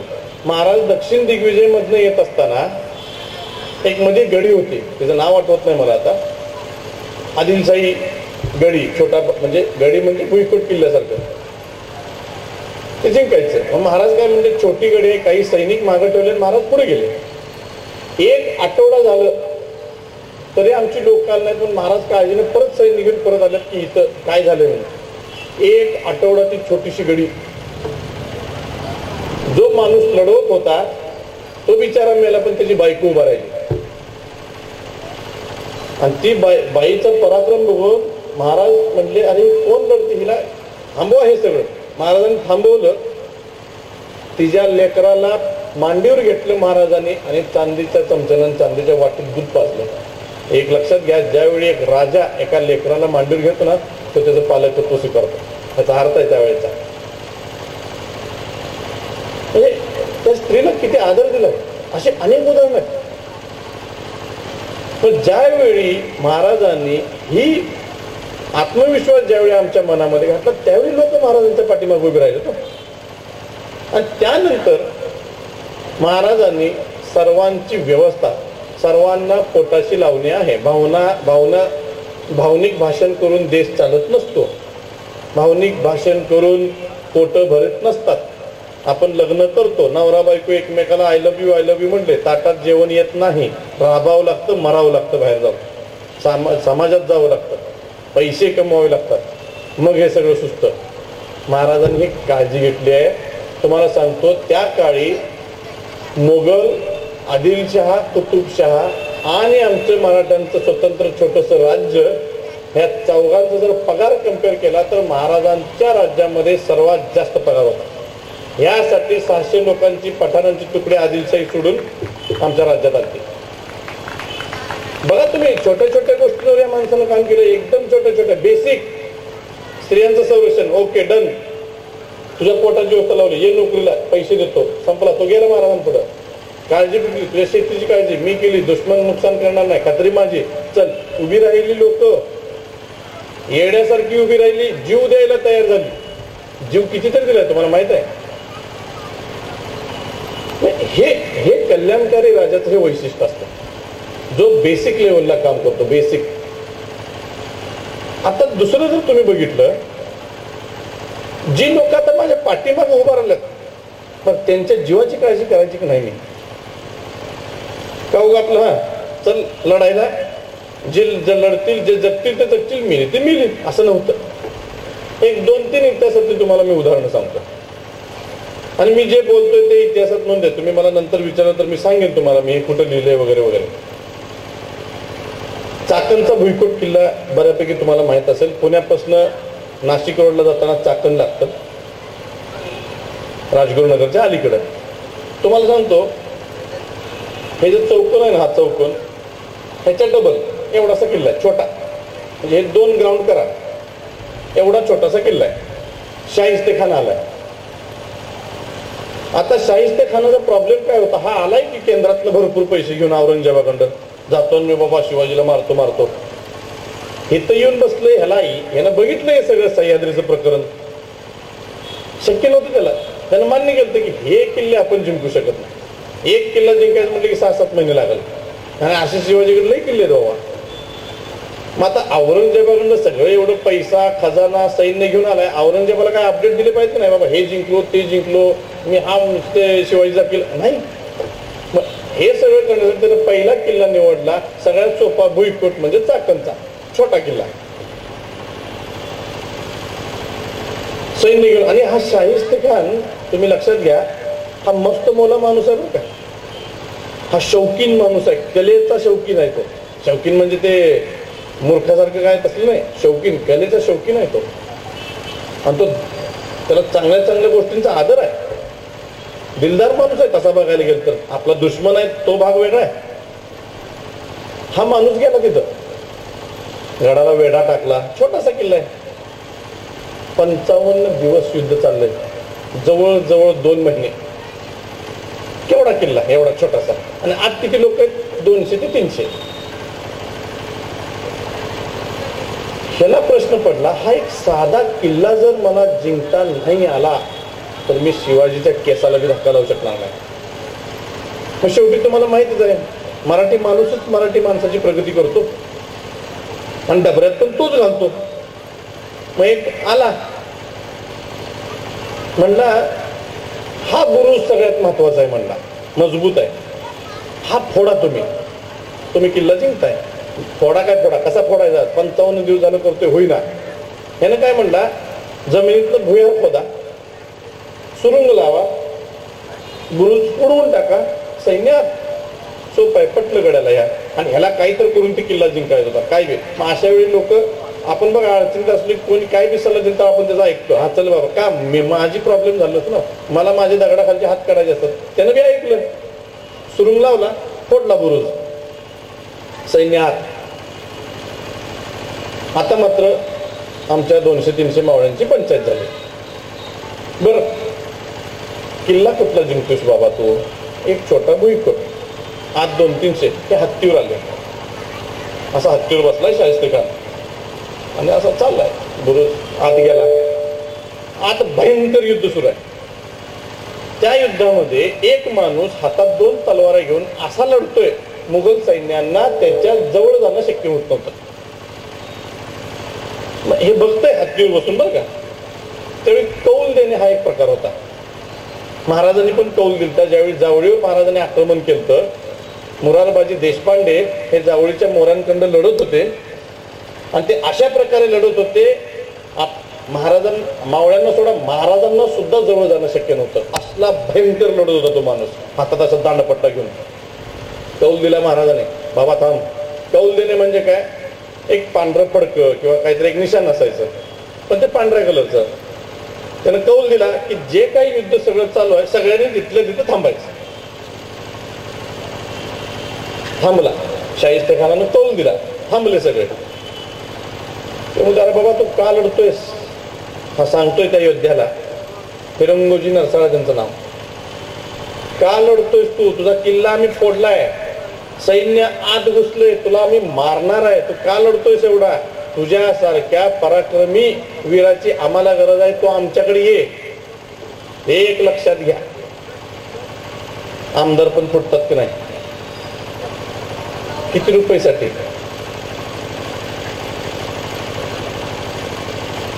ह्या माणसाच्या पुढे मृत्यू आहे, मृत्यू दिसतोय पुढं की आता ह्याला माहित आहे मुघल आत घुसतात, हे मुघल आपल्या कत्तली करणार आहेत, हे त्याला 100% गॅरंटी असताना त्याची ऑफर तू धुडकावून लावतो.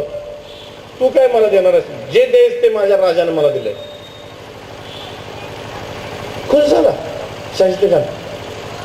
अरे हा माणूस, ह्याचं मरण पुढं दिसतंय, मी ऑफर देतोय, ऐकत नाही. खुश झालं ते. त्यानं फिरंगोजी नरसाळांना त्यावेळी तलवार, हे आता जे म्हणतात ना 25 किलो 50 किलो तलवार, 1.5 ते 2 किलोची तलवार असायची. 50 किलोची तलवार घेऊन लढतोय कोण? माणसाचं वजन 50 किलो आहे. त्यावेळी मानाच्या तलवारी असायच्या. मान त्या मोठ्या असायच्या तलवारी. मानाची तलवार, पूजेची तलवार, खंडेनवमी आपण साजरी करतो. खंडेनवमीला जे शस्त्र पूजलं जातं त्याला खंडा म्हणतात. तो खूप मोठा असतो, जवळजवळ 5-10 किलो त्याचं वजन असतं मिनिमम. मग तसं त्यानं मानाची तलवार दिली, एक घोडा दिला. तो म्हणला, मी तुझ्यावर बाबा इम्प्रेस झालो, तू खूप स्वामीनिष्ठ माणूस आहेस, तू हे सैन्य घे आणि तू इथनं जा तुझ्या राजाला. गेले. आता फिरंगोजी नरसाळ्यांपुढे प्रश्न पडला होता, किल्ला तर आपण हरलो, आता महाराजांना कुठल्या तोंडाने जाऊन सांगायचं तुम्ही किल्ला हरून आलोय म्हणून? काय पराक्रम केला हे त्यांच्या मनात भीती आहे. महाराजांनी बोलवून घेतला, राजगडावरची ही भेट आहे त्यांची. हे मान खाली घालून गेले, म्हणतात की महाराज किल्ला काय लढू शकलो नाही. महाराजांचं उत्तर बघा, किल्ला नाही, माणूस राखावा, माणूस राखला पाहिजे. तुम्ही जिवंत आला यात माझं समाधान आहे. मोगल काय हे किल्ले खांद्यावर घेऊन जाणार नाहीत, किल्ले आपण परत जिंकू, पण तुम्ही जिवंत आला ही माझ्यासाठी मोठी अभिमानाची गोष्ट आहे. आता माहित आहे सगळ्यांना, जरा इकडे तिकडे झाले की डोक्यात दगड घालून एकमेकांना जीव मारून मोकळे होते. काय निष्ठा नाही, काय नाही. सांगायचा मुद्दा एवढाच की राष्ट्रनिष्ठा हे ह्या शिवाजी महाराजांचं ह्या देशाला दिलेलं सर्वात मोठं योगदान आहे. राष्ट्रावर प्रेम करा, राष्ट्रासाठी लढा, राजासाठी नाही. राजा मरेल, दुसरा येईल, हे राष्ट्र आपलं टिकलं पाहिजे. ह्याचं उदाहरण देतो. पृथ्वीराज चव्हाण सगळ्यांना माहित आहेत आपल्याला. पृथ्वीराज चव्हाण नो डाऊट महापराक्रमी माणूस होते, लढले. परकीय आक्रमण होतोय, मोहम्मद गौरी सारखा एक आक्रमक सुलतान येतोय, हे त्यांना दिसतंय. हे म्हणतायत की आपण सगळे राजपूत राजे एकत्र येऊ आणि ह्या परकीय आक्रमणाविरुद्ध लढू. पण काही राजे त्यांच्या पाठीमागे उभे राहिले, पण त्यात एक कनौजचा राजा होता, जयचंद राठोड. बघा, लय भारी इंटरेस्टिंग सब्जेक्ट आहे. जयचंद राठोड नावाचा एक माणूस होता, राजा होता, जो कनौज दिल्लीच्या वरच्या बाजूला आहे असते. तर तो आला, म्हणला मी काय तुझ्या बरोबर लढणार नाही. तू कोण म्हणला? आणि मी तुझ्या अंडर का लढू? आपली बरोबरीचा दर्जा आहे. धन्यवाद. मी नाही लढणार म्हणला तुझ्या बरोबर.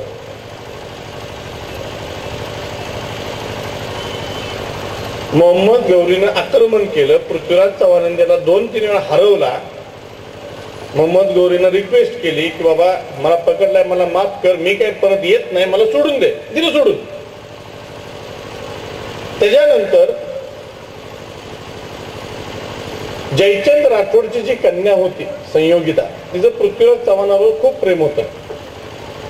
पराक्रमी पुरुषांवर स्त्रिया प्रेम करतात. उगा येडागाबाळावर कोण प्रेम करत नसतं. ते आता फॅड आलंय सगळं, गोरा गोमटा चालत नसतं. ते पुरुष पराक्रमीच पाहिजे, पुरुष कर्तृत्वानच पाहिजे, त्याच्यावरच स्त्री भाळते. अगदी बघा, खोटं असलं तर सांगा बरं का, स्त्री आहे तिथं. ही संयोगिताचं जबरदस्त प्रेम होतं पृथ्वीराज चव्हाणवर. पण जयचंद राठोड काय तयार नव्हता ह्या गोष्टीला. जयचंद राठोडनं ह्या संयोगिताचा स्वयंवर रचला आणि पृथ्वीराज चव्हाणचा अपमान म्हणून त्याचा एक पुतळा तयार केला आणि मेन गेटवर ठेवून टाकला. त्याला बोलवलंच नाही. बाकी सगळ्यांना बोललो होतं, त्याला बोलवलं नाही.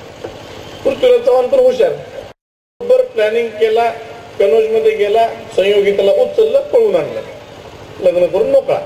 आता जयचंद राठोड पुढे प्रश्न पडला, घर की इज्जत मिटते में मिल गई. आता ह्याला प्रश्न होता, ह्यानं माझी पूर्वकीला उचलून नेलंय, आता मी ह्याला नष्ट केल्याशिवाय राहणार नाही. म्हणून ह्यानं त्या मोहम्मद गौरीला बोलवलं, मी तुला मदत करतो पृथ्वीराज चव्हाणला कसा हरवायचा, आपण त्याला हरवू. बघा, राष्ट्रहितापेक्षा स्वहित महत्वाचं, ही अशी जनता होती ती राजपूत लोक. बोलवलं पृथ्वीराज, आणि त्यानं काय म्हणला, पृथ्वीराज चव्हाण हत्तीवर बसतो, हत्तीवर बसला की तुम्ही हत्तीला मान मारा, हत्ती खाली पडेल. पृथ्वीराज चव्हाण खाली पडला की हे सगळं राजपूत सैनिक इकडे तिकडे पळून जातात, एक एक करून कापून टाका, संपतो विषय हा राजपूतांचा. म्हणजे काय, आपला राजा खाली पडला की आपण इकडं तिकडं पळायचं, सगळं सोडून जायचं. शिवाजी महाराजांचं सर्वात मोठं योगदान जे आहे ते म्हणजे हेच, राजासाठी नाही राष्ट्रासाठी लढा, जी आज अतिशय महत्वाची आणि जरुरी असलेली गोष्ट आहे. की हे राष्ट्रासाठी, नेता कोण आहे मला काय फरक पडत नाही, राज्य कोणाचं, कोण काय नेता मला, माझ्यासाठी हा देश महत्वाचा आहे, हा देश. पण आज दुर्दैवानं असं झालंय की मला नेता महत्वाचा, त्याच्या कसल्याही गोष्टी मला चालतात. मग कुणी ह्याला चांगलं म्हणायचं, कुणी त्याला चांगलं, ह्यामध्ये देशाचं वाटोळं, राष्ट्रनिष्ठा कुठे गेली. मग कुठल्या शिवाजी महाराजांना फॉलो करता तुम्ही? ज्या माणसानं राष्ट्रनिष्ठेवरती फक्त काम केलं, प्रत्येकाच्या मनात राष्ट्राची भावना निर्माण केली, ह्याचं उदाहरण तुम्हाला सांगतो. ज्यावेळी इंग्रजांनी हा देश पूर्णतः ताब्यात घेतला होता, त्यावेळी एक वाक्य एका अधिकाऱ्याने लिहिलेलं आहे की ज्यावेळी आम्ही भारतावरती राज्य प्रस्थापित करत होतो, भारत पूर्ण आमच्या ताब्यात घेत होतो, त्यावेळी एकमेव जमात अशी होती की जी फक्त या राष्ट्रासाठी लढत होती, ते म्हणजे मराठे. आणि त्याच्या पुढे जाऊन तो असं लिहितो, आणि ही राष्ट्राची भावना निर्माण जी केली तो माणूस म्हणजे छत्रपती शिवाजी महाराज. पण आम्ही विसरलोय, राष्ट्रनिष्ठाच नाही. शिवाजी महाराज एक, त्याच्या नावानं 100 संघटना, प्रत्येकाची कामं वेगळी, प्रत्येकाचा हेतू वेगळा, पण प्रेरणास्थान एकच, शिवाजी महाराज. कुठले शिवाजी महाराज? दुसरं उदाहरण तुम्हाला सांगतो. महाराज ज्यावेळी दक्षिण दिग्विजयला गेले, 65,000ची फौज घेऊन गेले, त्यात 40,000चं फौज हे हंबीरराव मोहित्यांच्या नेतृत्वाखाली आदिलशाहीमध्ये धुमाकूळ घालायला पाठवलं होतं. का तर मला दक्षिणेतला रस्ता मोकळा व्हावा म्हणून. आणि हे स्वतः 15,000ची फौज घेऊन खाली गेले. महाराजांनी दक्षिण दिग्विजयला जाण्याचं कारण असं होतं की ज्यावेळी 1672 साली महाराजांनी परत सुरतेवर हल्ला केला होता, त्यावेळी औरंगजेबाच्या नाकावर टिचून सुरतेवरती हल्ला केला. आणि आज ना उद्या हा माणूस खाली दक्षिणेत उतरणार, आणि जर औरंगजेब पूर्ण ताकदीनिशी जर आपल्यावर चालून आला, आपली ताकद अपुरी पडणार. म्हणून जर दक्षिणेत, तुमच्या माहितीसाठी म्हणून सांगतो, आपण ज्यावेळी म्हणतो हिंदुस्थान, त्यावेळेचा हिंदुस्थान म्हणजे फक्त वरचा, म्हणजे नर्मदा नदी किंवा विंध्य पर्वताच्या वरचा भाग जो हिंदुस्थान, ज्याचा बादशाह औरंगजेब होता, आणि जिथं आपण आहोत आज, नर्मदेच्या खालचा भाग म्हणजे दख्खन. ही 2 राज्य, हे 2 देश वेगळे. आणि म्हणून औरंगजेबाला दख्खन जिंकायचं होतं, कारण ते त्याचं नव्हतं. तो हिंदुस्थानचा बादशाह होता, आपलं नाही. पण दख्खन मध्ये 2-3 राज्य अशी होती जी विभागली गेली आहे. त्यामध्ये आपलं मराठ्यांचं राज्य आहे, त्यामध्ये आदिलशाही आहे, आणि त्यामध्ये कुतुबशाही आहे. निजामशाही तर तेव्हाच संपली होती. पण महाराजांनी एक विचार केला, जर हिंदुस्थानचा बादशाह दख्खन जिंकायच्या इच्छेनं खाली उतरला, जर आपण तिघं वेगवेगळे लढलो तर हा आपल्या तिघांना संपवणार. म्हणून आपण तिघांनी संयुक्तपणे ह्याच्या विरुद्ध लढलो तरच आपलं हे दख्खन आपण टिकवू शकणार, नाहीतर दख्खन मधनं आपला नाश होणार. हा धोका महाराजांनी ओळखला होता. म्हणून आदिलशाही यांनी कुतुबशाहीला फरमान पाठवलं होतं, पत्र पाठवलं होतं की आपण वाटाघाटी करू, बोलू. आदिलशाहीने ते धुडकून टाकलं. मला नाही तुझ्यावर वाटाघाटी करायचं आहे. तिथे त्याचा धर्म आडवा आला. राष्ट्रापेक्षा धर्म महत्वाचा होता त्याला. पण कुतुबशहा म्हणला ठीक आहे आपण भेटू. महाराज कुतुबशहाला भेटायला गेले. इतकं सुंदर प्रकरण आहे ना हे इतिहासातलं. खूप काही शिकण्यासारखं या प्रकरणातलं. दुर्दैवानं आम्हाला जास्त माहित नाही. कुतुबशहा म्हणजे आज हैदराबादचा गोवळकोंड्याचा किल्ला. आज हैदराबादमध्ये गोवळकोंड्याच्या किल्ल्यामध्ये जर तुम्ही बघितला भयंकर मोठा किल्ला आहे. त्यावेळी एक प्रोटोकॉल होता. ज्यावेळी एक राजा दुसऱ्या राजाला भेटायला जातो त्यावेळी दुसरा राजा म्हणजे इथं कुतुबशहा आणि जो भेटायला जाणार राजा आहे तो म्हणजे आपले महाराज. याने काय करायचं ह्याच्या राजधानीपासून 4 कोस लांब थांबायचं आणि याला पत्र पाठवायचं मी आलोय मला न्यायालय. मग ह्यानं काय करायचं ह्यानं मध्यभाग यायचं 2 कोसावरती आणि ह्यानी परत पुढे यायचं आणि मग हे वेलकम वगैरे स्वागत करणार आणि मग तो आपल्या किल्ल्यावर घेऊन जाणार. ही ह्याच्याकडं एक परंपरा होती. आणि जो राजा भेटायला चाललाय त्याच्याकडे एक परंपरा म्हणजे काय ह्यानं कुर्निसात करायचा. मुजरा आणि कुर्निसात मध्ये फरक आहे. मुजरा म्हणजे वाकून 3 हात मुजरा. कुर्निसात म्हणजे व्यक्तीच्या पुढं गुडघ्यावरती बसायचं आपलं कपाळ त्याच्या पायाजवळ टेकवायचं आणि आपलं नाक जमिनीला घासायचं. हा कुर्निसात आहे. आता कुतुबशाही पुढे प्रश्न आहे. कुतुबशहा पुढे प्रश्न आहे मी जर ह्या माणसाच्या वेलकम करायला स्वागताला गेलो आणि जर आदिलशहा आणि मुघल माझ्यावर नाराज होऊन जर ह्यांनी माझ्यावर आक्रमण केलं तर कारण शेवटी तो माणूस हिंदू राजा आहे मी एक मुस्लिम शासक आहे. मी याच्या वेलकम करणं किंवा मी याच्या स्वागताला जाणं हे माझ्या दृष्टीने चुकीचं आहे. आणि जर यांना नाही आवडलं तर काय करायचं. नोव्हेंबरमध्ये अफजल आलता इथं 59 मध्ये आणि त्याच्या 2-3 महिने अगोदर आमच्या सईबाईंचं निधन झाले. 2-3 महिने अगोदर फक्त. तुम्ही विचार करा हा माणूस आहे शेवटी. जरी रयतेचा राजा असला तर हा एक माणूस आहे. त्याला पत्नी आहे त्याला बायको आहे त्याला आई आहे सगळं आहे. काहीतरी थोडं भावनिक गुंतागुंत असेल की नाही. बायको बद्दल थोडं तर प्रेम असेल की नाही. बायको बद्दल काहीतरी प्रेमाची आदराची भावना असेल की नाही. पण आम्हाला शिवाजी महाराजांनी त्यांच्या बायको बरोबर बघायचंच नाही. संसारी माणूस आम्हाला बघायचंच नाही. महाराज एक तर घोड्यावर बसवा नाही तर सिंहासनावर बसला. तिसरे महाराजच नको आम्हाला. का रे बाबा बायकोवर त्यांच्या माणसानं प्रेम केलं नसेल का. ज्यावेळी आपली बायको 100% मरणार आहे ही खात्री काय हाल झाले असतील तर काय मनाचे काय भावना झाली असेल.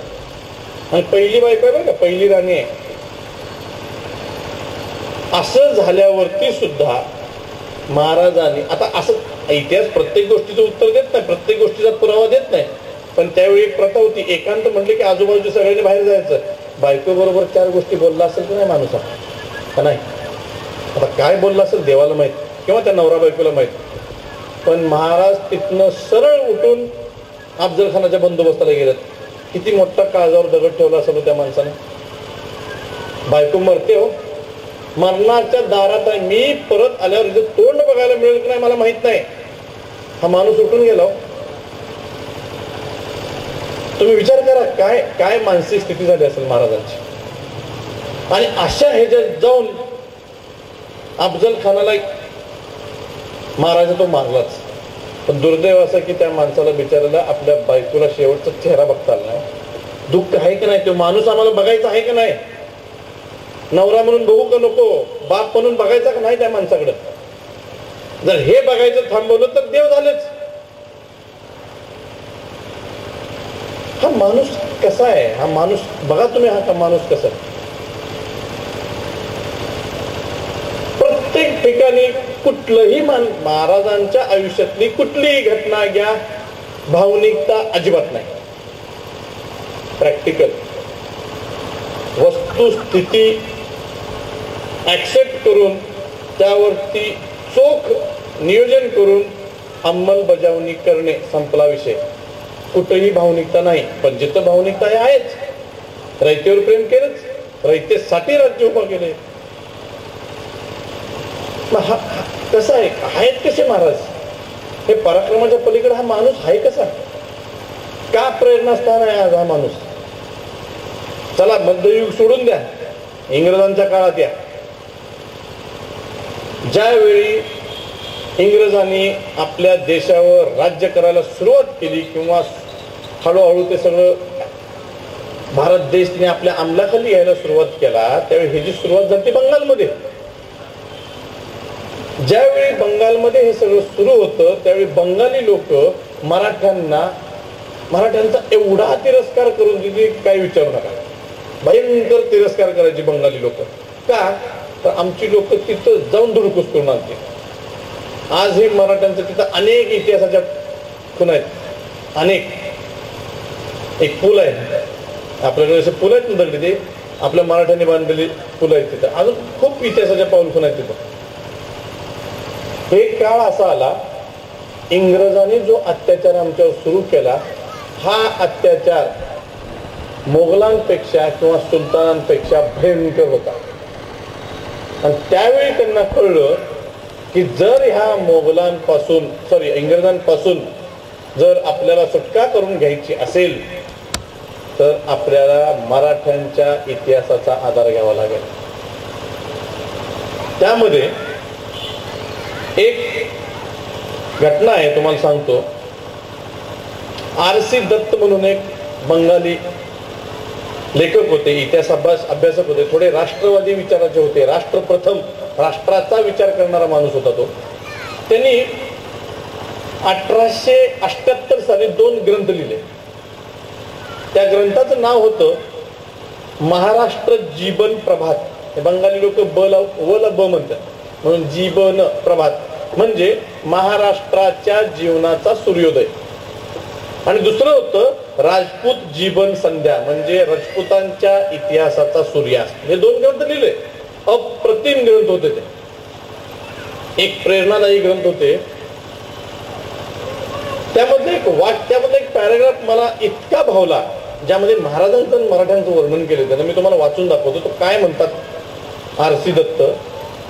मला माझ्या देशातील युगपुरुषांचा खरा इतिहास मांडायचा आहे जो आज भारतीय स्वतंत्र लढ्यासाठी प्रेरणा देईल व आजच्या विस्कळीत व धर्माने आणि जातीने आंधळ्या झालेल्या जनतेस एकजूट होण्यास मदत करेल व त्यांच्यात प्रादेशिक एकजुटता वाढवेल. आपला देश पारतंत्र्यातून मुक्त करण्यासाठी सर्व जाती धर्मांचे सर्वसामान्य लोक खांद्याला खांदा लावून लढतील आणि यासाठी मला मराठ्यांचा स्वातंत्र्य लढा आणि शिवाजी सारखा असामान्य नेता या दुर्बळ समाजापुढे मांडलाच पाहिजे. परवाची गोष्ट आहे, 1878, लय जुनी गोष्ट नाही. हे उपलब्ध आहे. ह्या लोकांनी महाराजांकडे बघितलंय कसं. राष्ट्रपिता, राष्ट्राचा नेता, कुठल्या एका जातीचा धर्माचा नेता नाही. दुर्दैव असं आहे की एवढ्या मोठ्या देश पातळीवरच्या बहुधा ह्या जगातल्या महान नेत्या ज्यांना राष्ट्रीयत्व ह्या दृष्टीने सगळ्यांनी बघितलं, आपण त्याच्या पायात जातीच्या आणि धर्माच्या बेड्या टाकल्या आणि त्या आम्ही मराठी माणसांनाच टाकल्या. ह्याचा विचार मराठी माणसांनाच करावा. हे एक उदाहरण झालं. अनेक उदाहरण आहेत. एक फॅन्टसी म्हणजे असंच एक मनोरंजन, एक गोष्ट म्हणून लिहिलेली गोष्ट आहे. ती गोष्ट एक तुम्हाला मी वाचून दाखवतो. त्या गोष्टीची बॅकग्राऊंड असं आहे की मिर्झा राजे जयसिंग आणि शिवाजी महाराज यांच्या आत्मा एकमेकासंग बोलतात. म्हणजे हे ऐतिहासिक सत्य नाहीये. एका लेखकानं शिवाजी महाराज म्हणजे काय हे थोडक्यात सांगण्यासाठी ही एक गोष्ट लिहिली. सर्वसामान्य माणसाला गोष्टीतल्या स्वरूपात लगेच इतिहास कळतो. तर ती घटना मी माझ्या ह्या पुस्तकात पण ती मांडलेली आहे. मिर्झा राजे म्हणतात की शिवाजी महाराज तुम्ही एवढे लढलात, पराक्रम केला, एक स्वतंत्र राज्य निर्माण केलं, आम्हीही लढलो, पराक्रम केला, पण आपल्या कार्याचे फळ हे आज फिरंगी इंग्रज खात आहेत. इथं फक्त महाराजांची उत्तर बघा काय. महाराज म्हणतात मी कोणत्याही फळाची अपेक्षा न करता मातृभूमीसाठी आणि देशाच्या स्वाभिमानासाठी कार्य केले, त्यामुळे मला यात काहीच नवल वाटत नाही. हे महाराजांचं उत्तर आहे. मिर्झाराजे म्हणतात मी सुद्धा कोणत्या फळाची अपेक्षा केली नव्हती. निष्ठा आणि परंपरा हा राजपूतांचा स्वाभिमान आहे आणि हीच खरी भारताची परंपरा आहे. यामुळे हिंदूंमधील एकता व वर्चस्व टिकले पाहिजे आणि यासाठी आम्ही कार्य केलं. पण तुम्ही वेगळी वाट धरली. महाराज म्हणतात माझा स्वाभिमान म्हणजे माझे राष्ट्र. या राष्ट्रदेवतेने मला प्रेम दिले आणि प्रेरणा दिली. हे प्रेम आणि प्रेरणा मला माझ्या आई वडिलांच्या स्वरूपात राष्ट्रदेवतेने दिले. हे फार मोठं संभाषण आहे. यात मला एक 2-3 गोष्टी नक्की तुम्हाला सांगायला आवडतील. ते म्हणजे मिर्झाराजे म्हणतात की जे काही तुम्ही कर्तव्य केले ते तुम्हाला तुमच्या देवानं सांगितलं. हे कशावरून बोलताय तुम्ही? राष्ट्रदेवता म्हणजे काय? महाराज म्हणतात की मी माझे सर्व काही राष्ट्रदेवतेला सोपवले होते, म्हणजे या राष्ट्राला. त्यामध्ये माझे कर्तव्यही आले. राष्ट्रदेवतेची इच्छा हाच माझा धर्म होता, कारण राष्ट्रदेवता माझा छत्रपती होता आणि मी त्याचा मावळा. हा एक छत्रपती बोलतोय बरं का. माझे इमान कोणा बादशाशी नाही तर माझ्या राष्ट्रदेवतेशी निष्ठावंत होते. आणि तिथं म्हणतात की मिर्झाराजे तुम्ही तिथं चुकलाय. मग देव सर्वांनाच पाठवतो, सर्वांची जडणघडण करतो, पण वेगवेगळ्या हेतूने करतो. त्या हेतूनुसार आपली जडणघडण करतो. मोगलाई संपली याचे मला दुःख नाही. जर त्यांचे सार्वभौमत्व टिकवण्याचे सामर्थ्य त्यांच्याकडे असते तर त्यांच्यावर ही वेळ कधीच आली नसती आणि त्यांनी हे गमावले पण नसते. तरीही माझे इमान आणि निष्ठा बादशाप्रती कायम आहे, कारण माझ्या बादशाची नेमणूक देवाने केली होती आणि त्याच्या विरुद्ध जाणे हे माझे, त्याच्या बरोबर राहणे हे माझे कर्तव्य होते. म्हणजे मिर्झाराजेंना म्हणायचं आहे की माझ्या बादशाची म्हणजे औरंगजेबाची नेमणूक ह्या देशासाठी देवाने केली आणि त्याच्या बरोबर राहणं हे माझं कर्तव्य आहे. महाराजांचं उत्तर बघा. मिर्झाराजे तुम्ही एक गोष्ट विसरत आहात. देव त्याचीही नेमणूक करतो जो बंड करतो. आणि दीर्घकाळ चाललेली अत्याचारी व जुलमी राजवट नष्ट करण्यासाठी शपथ घेतो. कदाचित देवाने केलेल्या तुमच्या बादशाची नेमणूक त्याला चुकीची वाटली असेल आणि ती सुधारण्यासाठी त्या हेतूने माझी नेमणूक केली असेल. काय लिहिलंय या लेखकानं हो, काय महाराज मांडलं. हाय का कुठं ह्या जात धर्म मारामारी, फक्त राष्ट्रप्रेम देश. उत्तर शेवटी मग मिर्झाराजेंचं हे बोलणं झालं. मिर्झाराजे म्हणतात जर महाराज असं आहे तर या तुमच्या कार्याची मोहर कुठे आहे? हे जे वाक्य मी सांगेल ना ते प्रिंट काढून घरात लावा. महाराज शेवटी म्हणतायत मी एक साम्राज्य धुळीस मिळवले जे कधीच पुन्हा उभे राहू शकले नाही आणि असे एक राष्ट्र उभे केले जे कधीच धुळीस मिळाले नाही. काय काय म्हणजे कसे महाराज मांडले त्या लोकांनी. फक्त राष्ट्रनिष्ठा, राष्ट्र कर्तबगार पुरुष, कुठंही जात नाही, कुठंही धर्म नाही. पण दुर्दैवानं आमच्या महाराष्ट्रातल्या इतिहासकारांनी पहिला जात पुढे केली आणि त्याच्या पाठीमागे शिवाजी महाराजांना उभं केलं. त्या जातीच्या बी पुढे धर्म उभा केला. अजून एक ते कमीच होतं.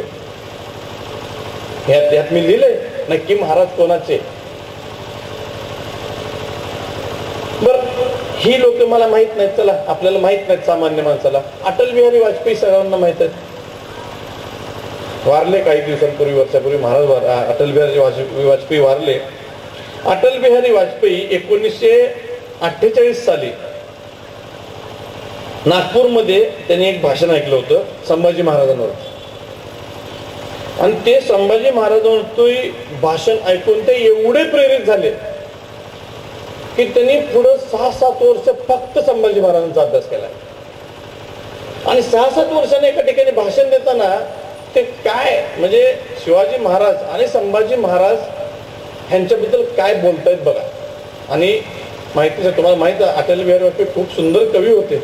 साहित्यावर त्यांचा भयंकर कमांड होता. ते काय म्हणतायत बघा, हे नीट ऐका. त्या अमोल कोल्हेचं खरं पाय धुवून पाणी प्यायला पाहिजे आपण, त्यांच्यामुळे आज संभाजी महाराज घराघरात पोहोचले.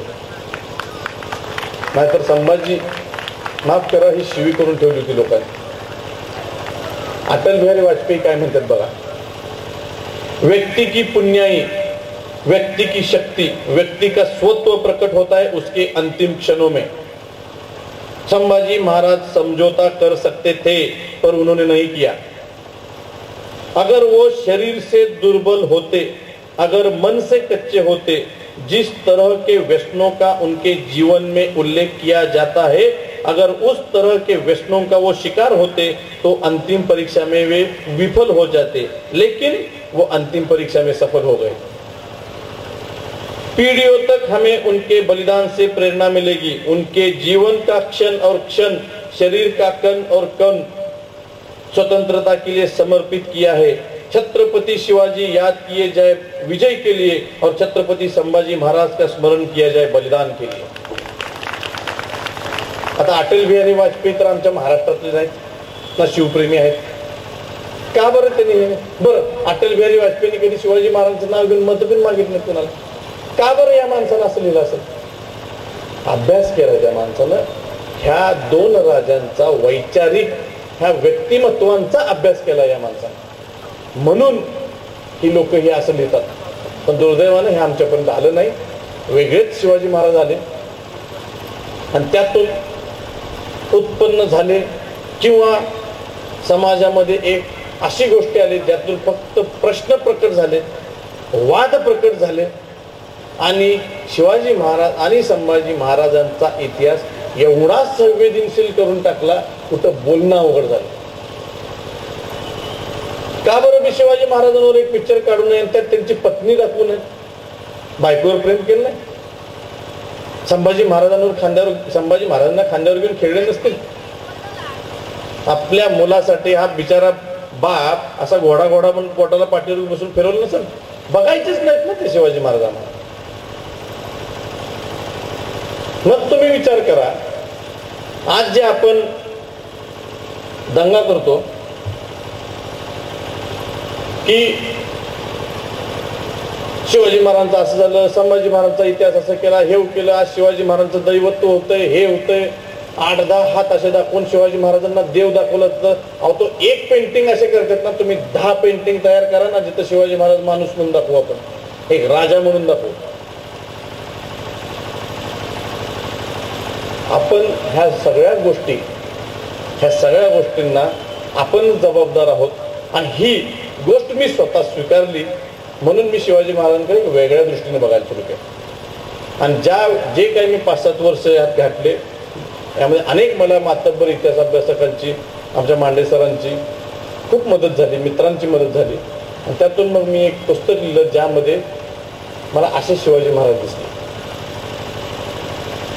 ना माझा हा धंदा आहे, ना माझा हा पोटापाण्याचा विषय आहे, पण जर मी माझं शिवाजी महाराजांवर प्रेम करत असेल तर खरा इतिहास लोकांपर्यंत पोहोचवता येत नाही, सोडून द्या, पण निदान खोटा इतिहास तर सांगू नका. शेवटी एकच सांगेन, जर सारांशच जर काढायचा झाला,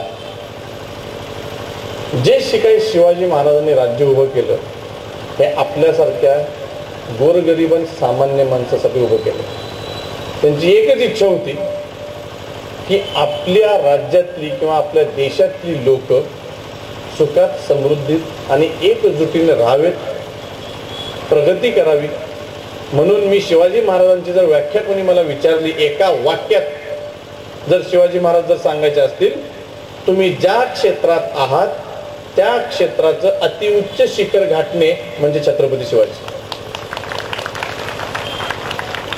मग तुम्ही नोकरी करा, धंदा करा, चहाची टपरी करा, उच्चतेचं प्रमाण म्हणजे छत्रपती शिवाजी महाराज आहे. कुठलीही गोष्ट घ्या, उच्चता, दर्जा, टॉप, जगात टॉप. म्हणून ह्या सगळ्या गोष्टीत न पडता 1-2 वर्षापूर्वी मी असंच लोकांना नवीन वर्षाच्या शुभेच्छा देण्यासाठी एक असंच वाक्य लिहिलं. ते वाक्य सांगतो आणि थांबतो. छत्रपती शिवाजी की एक ही इच्छा, बस खुश रहे मेरा बच्चा. ह्याच्या पुढं इतिहासात जाण्याची गरज नाही. जायचं असेल तर महाराजांचा डोळे उघडून अभ्यास करावा हे मी सर्वांना विनंती करतो. काही जण करतोय आपण. जर सगळ्यांनी मिळून केला तर कदाचित पुढच्या 100-200 नाही 1000 वर्ष शिवाजी महाराजांना एक राजा म्हणून बघितलं जाईल आणि रायगडावर जाऊन फक्त त्यांना मुजरा केला जाईल.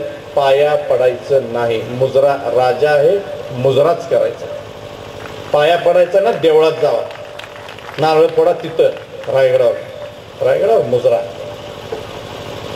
एवढंच. अशा अनेक गोष्टी आहेत, असंख्य गोष्टी आहेत. रात्रभर याच्यावरती आपण गप्पा मारू शकतो, पण वेळ कमी आहे म्हणून मी तर थांबतोय. जाता जाता ही जी काही तुमची सगळी टीम आहे, कुठला पुण्यातला माणूस, कुठं अमरावती, काय संबंध आहे का, पण सोशल मीडियावरून चांगल्या गोष्टीही घडतात. ह्याचं उदाहरण म्हणजे आज आपण सगळे इथं एकमेकांची तोंड बघतोय. तुमच्या सर्व टीमचं सगळे जणांचं, आता मी कुणाचं नाव घेत नाही, जर चुकून कुणाचं नाव राहिलं तर ते मला आवडणार नाही, म्हणून मी तुमच्या सर्व टीमचं खरंच मनापासून आभार मानतो. पण एका माणसाचं नाव नक्कीच घेईन, तो म्हणजे आमचे मित्र, ज्या पुण्यात तो पण IT इंजिनियर आहे, सौरभ मोडक. त्या एका पोरामुळं आज पुणे, मुंबई आणि जी काही आमच्या पश्चिम महाराष्ट्रात जी काही ह्या कार्यात लोक आहेत ना, ही सगळी आज विदर्भातील लोकांचे कनेक्ट झाले आणि आज आपण भेटतो एकमेकाला. कदाचित ह्या आपल्या भेटीनं अनेक पुढचे प्रश्न पण मिटतील. म्हणून मी तुमच्या सर्वांचं अगदी मनपूर्वक आभार मानतो. इथं बोलवलं, काही गोष्टी तुम्हाला पटल्या असतील, चांगली नाही पटल्या तरी हरकत नाही, पण थोडा वेगळा विचार शिवचरित्राचा हा केलाच पाहिजे. ह्या दृष्टीनं ही एक आम्ही छोटीशी चळवळ सुरू केली आहे, ज्यामध्ये आम्ही बऱ्यापैकी यश मिळवलेलं आहे. तर असंच आपण एकत्र पुन्हा कधीतरी भेटू, गप्पा मारू, इतिहासावर चर्चा करू आणि छत्रपती शिवाजी महाराज, संभाजी महाराज, पुढे जाऊन राजाराम महाराज आहेत, शाहू महाराज आहेत, असंख्य मोठा इतिहास आहे, त्याच्यावरती आपण बोलू आणि कदाचित एक प्रेरणादायी इतिहास जो आपल्या पुढच्या प्रत्येक पिढीला प्रेरणाच देईल. आम्हाला शिवाजी महाराजांचे आशीर्वाद नको आहेत, आम्हाला शिवाजी महाराजांची प्रेरणा पाहिजे. आशीर्वाद घ्यायचे आहे ना तर तिरुपती बालाजीला जावा, 100-200 रुपये टाकून आशीर्वाद घ्या. आम्हाला प्रेरणा पाहिजे, प्रेरणा. आणि त्यासाठी राजाला मुजरा करा. बघा तुम्ही, मी आत्ताच शुभमशी बोलत होतो, डोळे झाकून फक्त रायगडावर बसा, सदरेवर डोळे झाकून रायगडावर रात्री बसा, पूर्ण राज्याभिषेक असा पुढे चेहरा डोळ्यात समोर दिसतो. राजा आहे हो आपला, फार मोठं व्यक्तिमत्व होऊन गेलं ते. फक्त त्याला देव आपल्याला करायचं नाही आणि आपली संयुक्त जबाबदारी. राष्ट्र, राष्ट्रीयत्व, प्रेम, संयम आणि एकजुटीनं राहणे म्हणजे छत्रपती शिवाजी महाराज. ह्याच्या पुढे काही आपल्याला नको आहे. आणि जर कोण सांगत असेल त्याला म्हणा, हे तुझ्या घरात जाऊन सांग, तुझ्या घरातल्या नामाला नको सांग. आणि पुन्हा परत एकदा भेटू, एवढं बोलतो, थांबतो. जय हिंद, जय महाराष्ट्र, जय शिवराय.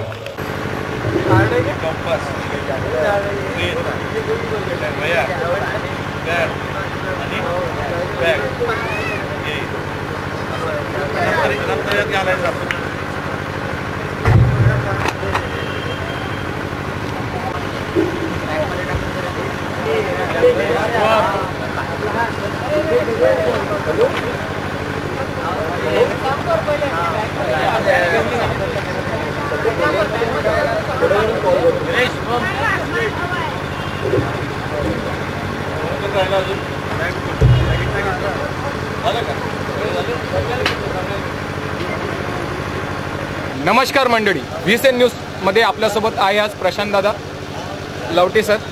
हे आलेले आहेत सांगलीवरनं. आज अमरावतीमध्ये त्यांनी शिवचरित्र कार्यक्रम या विषयावर अतिशय सुंदर भाषण केलेलं आहे. जाणून घेऊया याच्याबद्दल, त्यांच्याकडनं पूर्ण माहिती घ्या. कार्यक्रमाचे उद्दिष्ट त्यांच्यातर्फे काय होते. सर नमस्कार, VSN न्यूजमध्ये आपलं स्वागत आहे. सर, आपण जो हा कार्यक्रम केलेला आहे याचं उद्दिष्ट काय आहे सर? हा म्हणजे जनतेपर्यंत आपल्याला काय पोचवायचं आहे, काय संदेश द्यायचा आहे? कार्यक्रमाचं कसं आहे की मेन उद्दिष्ट कसं होतं की आजपर्यंत जी आपण शिवजयंती साजरी करायचो ना, की त्याचा जल्लोष व्हायचा, म्हणजे मिरवणुका काढणे, गाड्यांच्या रॅली काढणे, पण ह्यातनं आउटपुट काय? ह्यातनं आउटपुट शून्य आहे. जर तुम्हाला सांगायचं झालं तर 1000 गाड्या जर 2 तासासाठी फिरल्या तर 2 लिटर पेट्रोल जातं. एका गाडीला जर 200 रुपयेचा मी खर्च पकडला तर 1000 गाड्यांचे 2 लाख रुपये झाले. मग आम्ही शिवाजी महाराजांच्या जयंतीनिमित्त किंवा त्याच्या नादानं रॅली काढून 2 लाख रुपये 2 तासात उडवतो. हेच 2 लाख रुपये जर आज हे जसे गोरगरिबांचे पोरं ॲडॉप्ट घेतात, त्यांच्या शिक्षणाची जबाबदारी घेतात, ते जर केलं तर किती मोठं काम करतोय आपण. प्रश्न एकच आहे की शिवाजी महाराजांची जयंती किंवा जल्लोष करत असताना इतिहासाचा किंवा जे काय आजपर्यंत चुकीत चाललंय त्याचं करायचं का त्यांच्या विचारांचा जल्लोष करायचा? जर त्यांच्या विचारांचा जल्लोष करायचा असेल तर मग एक स्वतःला प्रश्न विचारायचा की जर आज शिवाजी महाराज खाली आले तर आपल्याला काय काम लावतील? हेच काम लावतील जे आज ही लोक करतात. ह्याच्यापेक्षा वेगळं ह्याच्यापेक्षा वेगळं शिवकार्यच नाही आहे. तुम्ही विचार करा की आज अमरावतीसारख्या ठिकाणी मी कुठं सांगली पुण्यातनं आलो की त्यासाठी की ही अशी शिवजयंती साजरी करण्यासाठी जेणेकरून शिवाजी महाराज किंवा त्यांच्या शिवचरित्राचा जे आपण आधार घेऊन समाजाला काहीतरी चांगलं दिलं पाहिजे. जल्लोष केला, मिरवणुका काढल्या, डॉल्बी लावली, त्यांना काय होणार आहे? डॉल्बी लावली तर उगाच तुम्ही लोकांची त्रास देता येतो. त्याच्याच वाटणी जर अशा गोरगरीब मुलांना किंवा गोरगरीब घराला सुद्धा अनेक आहेत की वैज्ञानिक शिवजयंती आज अनेक लोक साजरी करतात. गोरगरीब मुलांना शाळेत पुस्तकं देतात. आज ह्यांनी परत गोरगरिबांच्या पोरांना मदत केली. असे अनेक उपक्रम आहेत जे वैचारिक आहेत.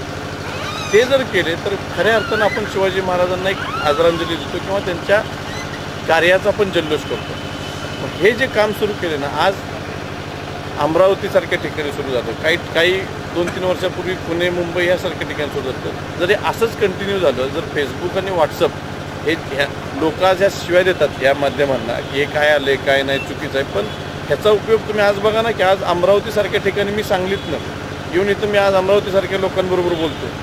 ह्याच्याच जर आधारे जर आपण पूर्ण महाराष्ट्रातली लोक एकत्र येऊन वैचारिक शिवजयंती जर आपण साजरी केली तर कदाचित शिवाजी महाराजांना पण बरं वाटलं की बाबा आमची पोरं काहीतरी चांगले काम करायला लागले. उगाच मिरवणुका काढणे हे करा, जल्लोष केला पाहिजे, फक्त त्यांच्या विचारांचा केला पाहिजे. आणि ही टीम आज काय किती वय आहे याचं की आज 20-22 वर्षाची पोरं जर असं ग्रुप येऊन एक चांगलं काहीतरी सामाजिक कार्य किंवा सामाजिक चांगल्या गोष्टी घडाव्यात ह्या उद्दिष्टानं जर शिवजयंती साजरी करत असेल तर मी तर म्हणतोय अशी शिवजयंती रोज साजरी झाली पाहिजे.